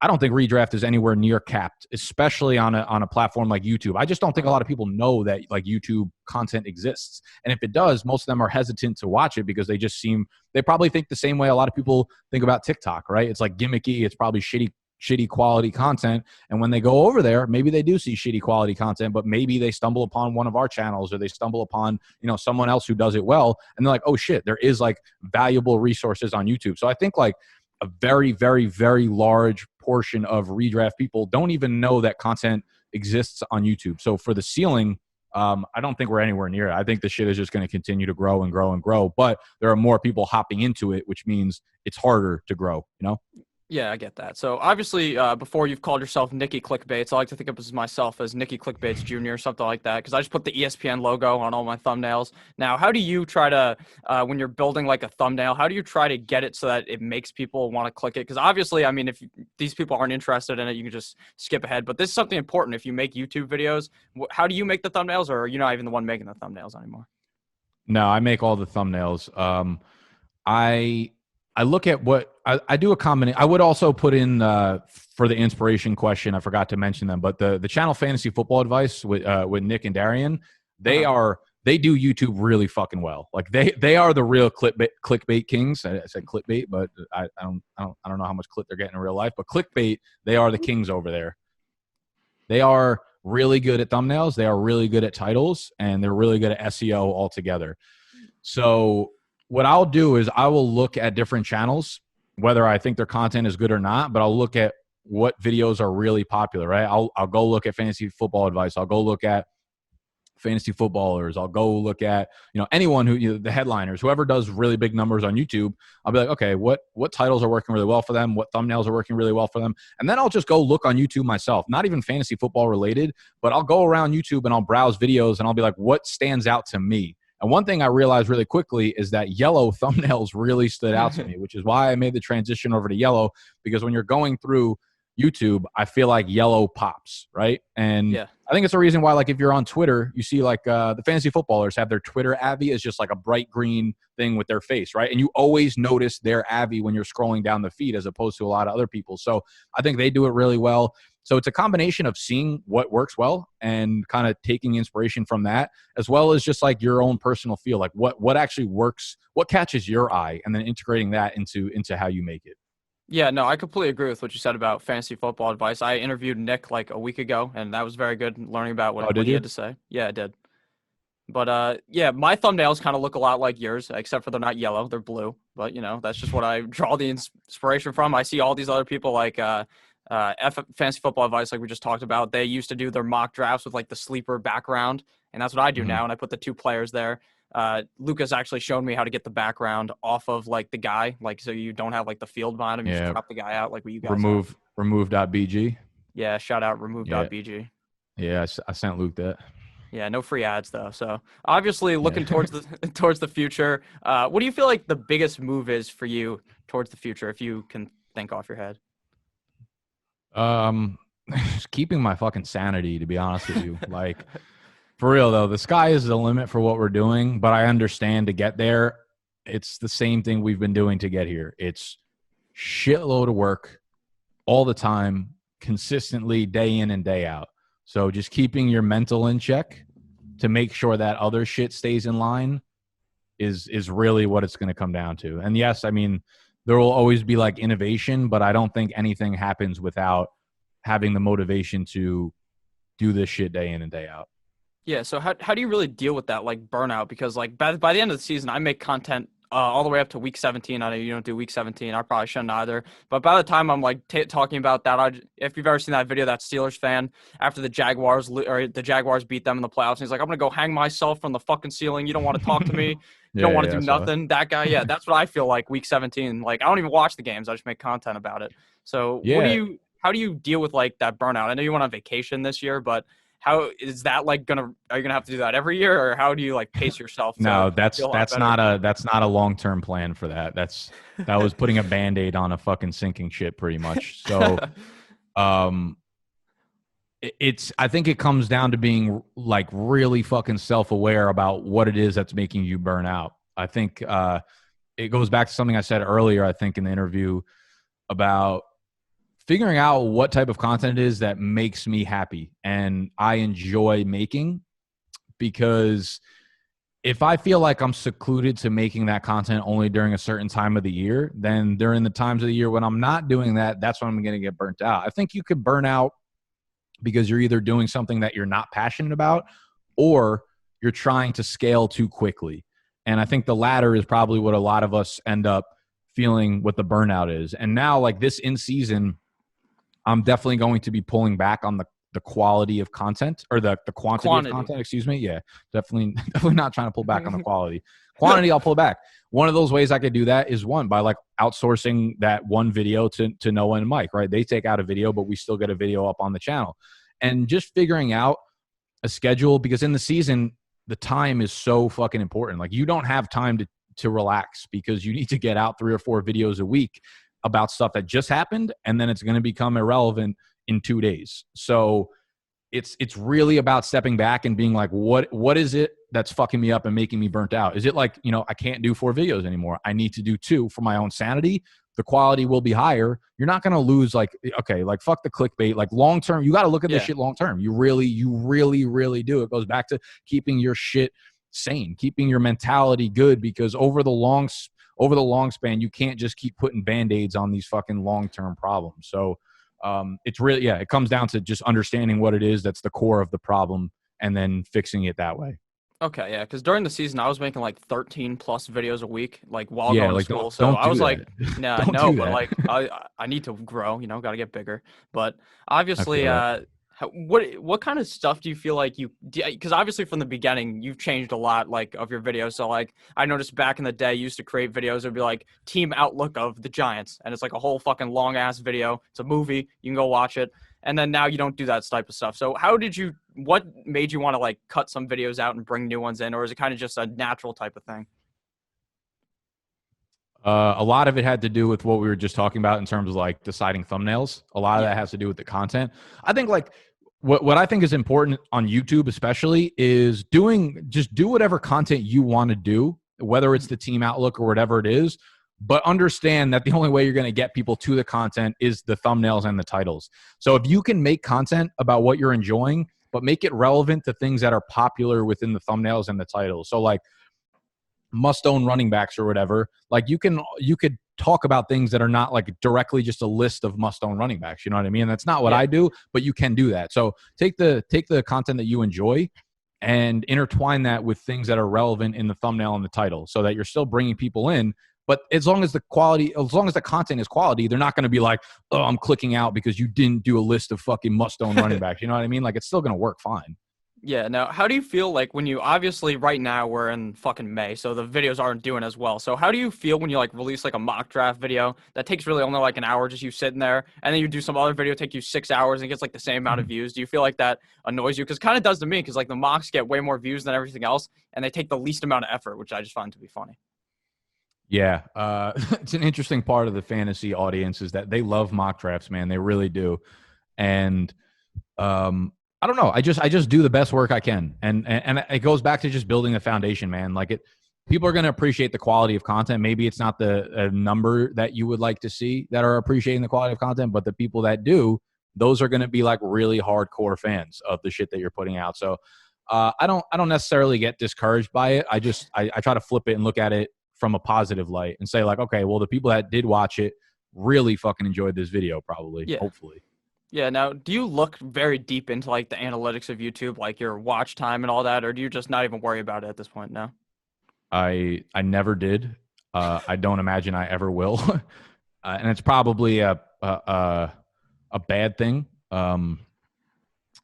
Definitely to a fault.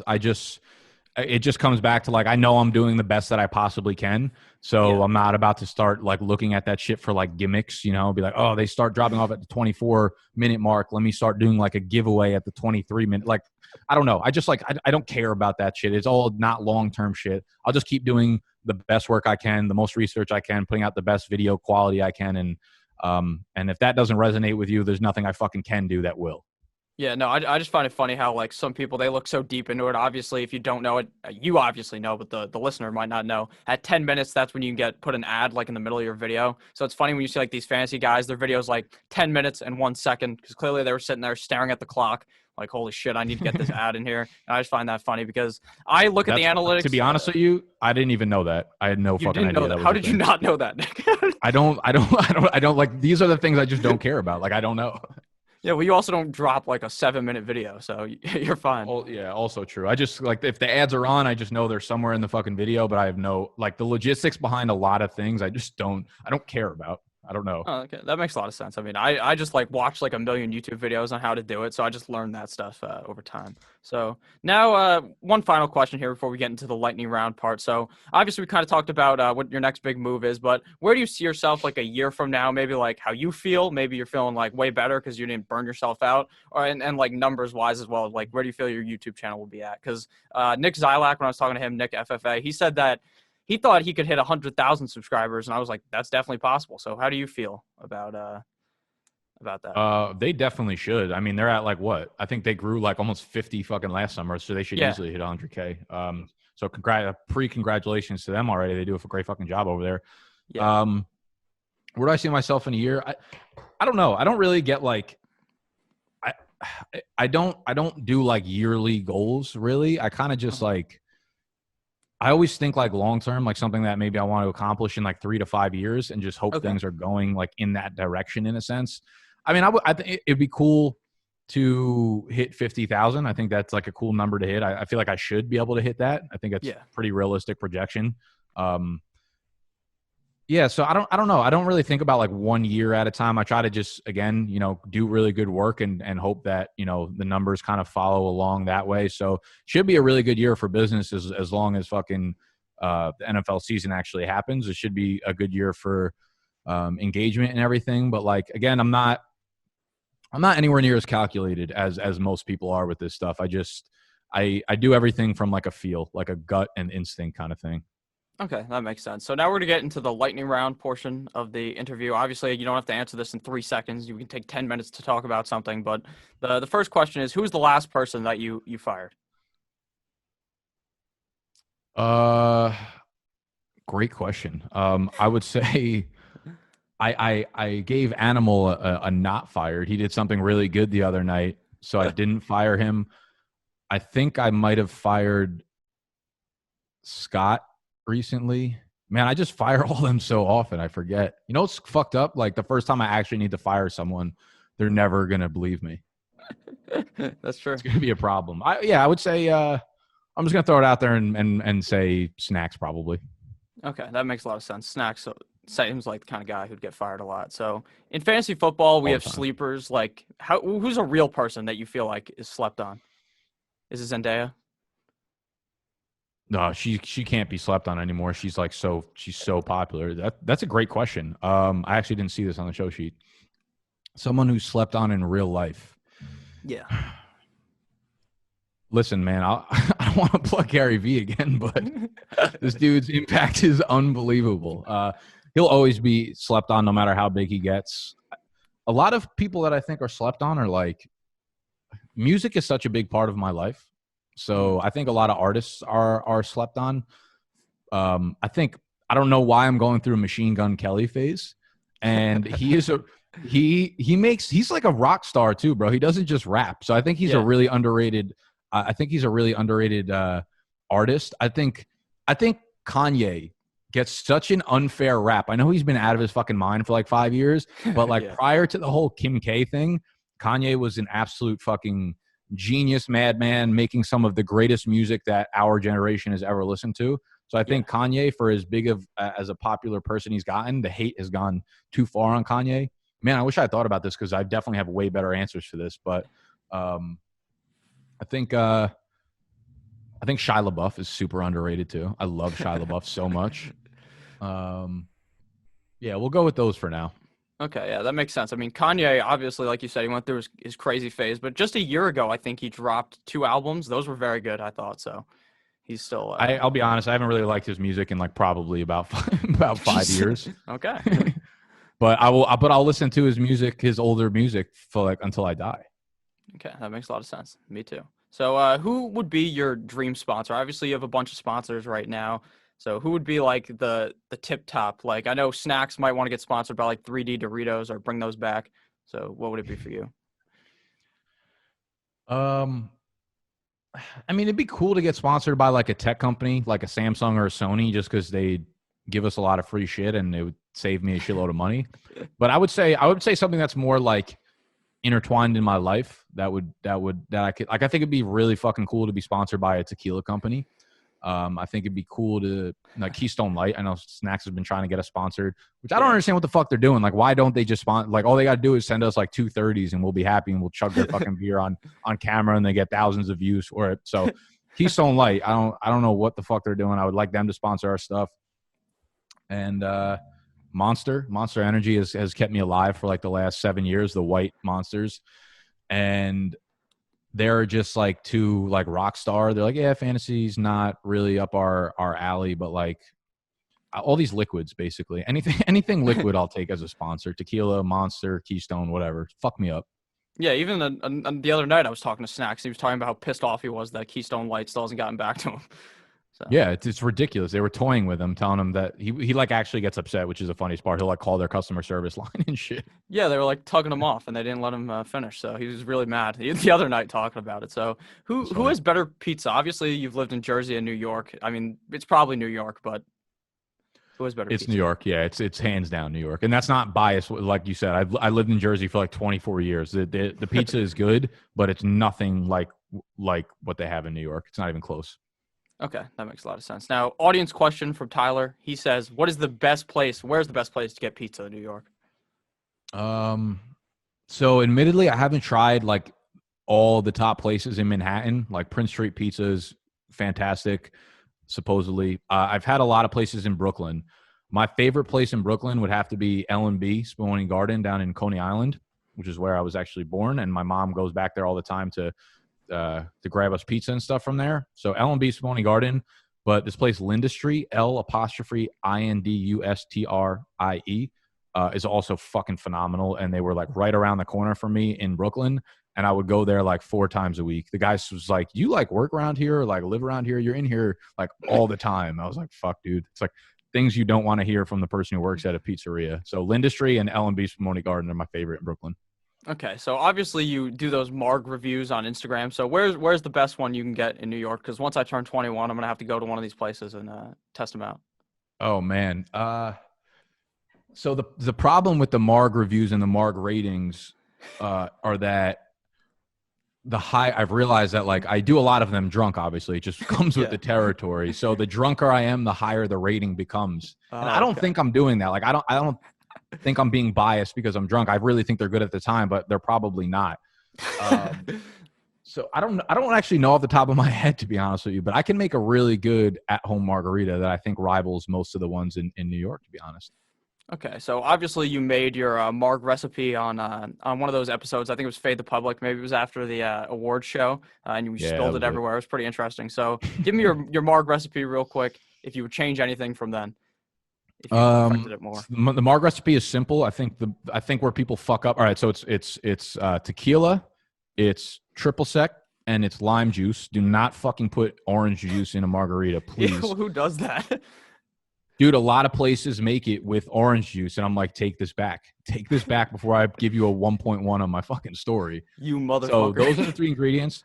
What most people underestimate is they don't put enough ice in, and they need real limes. So it's a ratio. You go 2-1-1, tequila, and then the other 2. So for you put like 2 shots tequila, 1 shot triple sec, 1 shot of lime juice, and then you take a lime, cut it in half, and squeeze the entire thing into it. Whole lot of ice, and you're fucking good to go. It's beautiful. Sounds good. I'm gonna have to be making that in a couple of weeks. So Also, yeah, you could put a 4th ingredient in there too if you like. If you want to do like a splash of lemonade or a splash of Monster or an extra splash of tequila or something, you're good to go. a couple splashes of tequila extra for me. Exactly. Yeah. So who would be your dream dinner guest? Like if you go to dinner with anyone, would it be Gary Vee or would it be someone different? It would be Gary Vee. Yeah. I would like to pick Elon Musk's brain too, because he's crazy. Just what he's created from the interesting thing about Elon Musk is that, like he has created these companies where he is not an expert in the field whatsoever. Like SpaceX, he's not like a fucking astronaut. He's not a rocket scientist or anything like that. But he's been able to create these businesses based on this stuff. And his passions and interests are so fucking far-fetched, and he's such a weird dude that I would like to see how he how he expands those things when he actually doesn't have any knowledge behind them, That makes a lot of sense. So I think I would probably pick El Prez. I'd love to talk to that guy. He would definitely be in the top 5 for me. Mm-hmm. All right. So one last question here. What are you guys going to do? This honestly is not even like a lightning round question. What are you going to do this year? Do you think that you can still do the like in-person league thing, the New York draft? Do you think you're still going to be able to do that or no? I have no idea. If I had to put money on it right now, I would probably say it doesn't happen because people are coming from all over the place. So to think that people from, like California or wherever are going to be able to fly out here by August, probably a little bit of a reach. So, yeah, I mean, unfortunately, a lot of the plans that we had this summer for the in-person stuff are going to have to be put on the back burner. So with that league in particular, though, we're actually just starting a dynasty startup with the guys that are in the league. So in case we don't get the league this year, we'll have something a little extra in store for them. But yeah, this might just be a fucking big brand building year, man. Just put your head into the fucking computer, put the content out, and then, as much as it hurts me to say this, like really fucking have some fun with it next summer. Yeah, definitely. That one guy, Lucas, in your league is funny as fuck. He was like I yelling hate at the camera. Lucas. You don't like him? I love that I'm guy. gonna kill. No, I love Lucas. Here's the thing: everybody loves him, but none of you motherfuckers are the one that needs to babysit him for a weekend. When you need to keep that guy under control for a weekend, it becomes a whole different fucking game. Oh my god, he's so fucking funny. He was screaming about David Montgomery last time, about how great he would be, and then about how someone drafted Darwin Thompson in that league in like the 6th round. That was an amazing video. Yeah, Lucas's team ended up going like 1-12 that year. He was horrible. He was so bad. His draft was terrible, and he was going nuts about it. And then I don't even want to talk about, like, at night the shit that I had to fucking deal with him. So yes, there is. I love Lucas, but Lucas, buddy, you're not 23 years old anymore. All right, here, real last question here. When did you determine that you wanted to record the E-Town Get Down draft? Like, obviously the video started like 4 or 5 years ago, maybe, recording that. So what made you want to bring the camera there and do like the confession cam type of thing? Like, what was the idea behind that? I don't know, to be honest. I just think I thought it would be fun. But when the confession cam idea popped into my head, I was like, this is fucking, that was like one of the ideas that I had that I thought was fucking brilliant, right? I don't think I think of a lot of like cool things or like brilliant ideas, but I was like, yo, this could be funny. I just imagine, like, I think this was probably when like the Jersey Shore was really popular. And I was like, dude, the confession cams that they do when they come home drunk are like the funniest fucking things on television. So why don't we just do that at our fantasy drafts? I don't know why we decided. I think I started my YouTube channel before then, and I was like, this could be a cool video if we did this right and people want to see like a real draft going on. I didn't realize that it would be like that popular, that people would like love it that much. But it was an easy way for me to intertwine like my passion for the lifestyle and vlogging kind of thing with fantasy football. So I was like, yeah, that works. And then the confession cam was just like a funny thing that turned out to be a lucky, great idea. Yeah, those vlogs are amazing. It was funny this year when Stevie drafted Josh Jacobs, and it seemed like he had no idea who Josh Jacobs was when he picked him. That was the best part. Yeah, it's so funny. Like Steve is probably the funniest person that I know. Like in real life, he's like one of the funniest people I've ever met. And he won this year, obviously, but sometimes I feel like he has no fucking idea about football whatsoever. Like the fact that he came in there and he was like Josh Jacobs, and he was like, it's not even his fucking name, you asshole, but he ends up like winning the league. So that's what makes fantasy great, man. That's also why I don't necessarily like get down on myself for getting shit wrong, because like I could get everything right and there are still going to be people that call him Josh Jacobs and win their fantasy league. You know what I mean? It's all about it's still, at the end of the day, redraft is about having fun and like making it engaging for people. Yeah, no, I definitely get that. So thank you, obviously, for coming on here. It really does mean a lot. So you can plug anything you want here, and then we can go our ways. No, it's all good. I had a pleasure. I mean, the time just fucking flew by, to be honest with you. It was a fun conversation. Again, it was fun to be on this side of things, to kind of get to open up and hopefully have your audience and my audience. I'm going to put this on my YouTube channel as well. Get to know me a little bit more. And I think that's really what all this content creation is about, is being able to, relate to people and have them feel maybe a little less, I don't want to make it sound depressing, but a little less alone. I think that's what we're here to do. That's like a job of ours, right? So we share who we are, we're vulnerable, and other people can relate to it. So it was fun to have a conversation like this. My YouTube channel is just my name, Nick Ercolano, so you could find me there. And then same thing, make sure you go subscribe to Nick's channel for those of y'all that are watching on my YouTube. So Nick, thank you for having me, man. It was a pleasure. All right, yeah, thank you guys very much. If you guys want to check Nick out, like I said, everything's down below in the description. If you're watching on Nick's channel, please just check it out. You don't even have to subscribe. Just watch like one of my videos. I'm sure it's not that bad. So thank you guys all for watching. I love you all. Have a great rest of your day. Goodbye.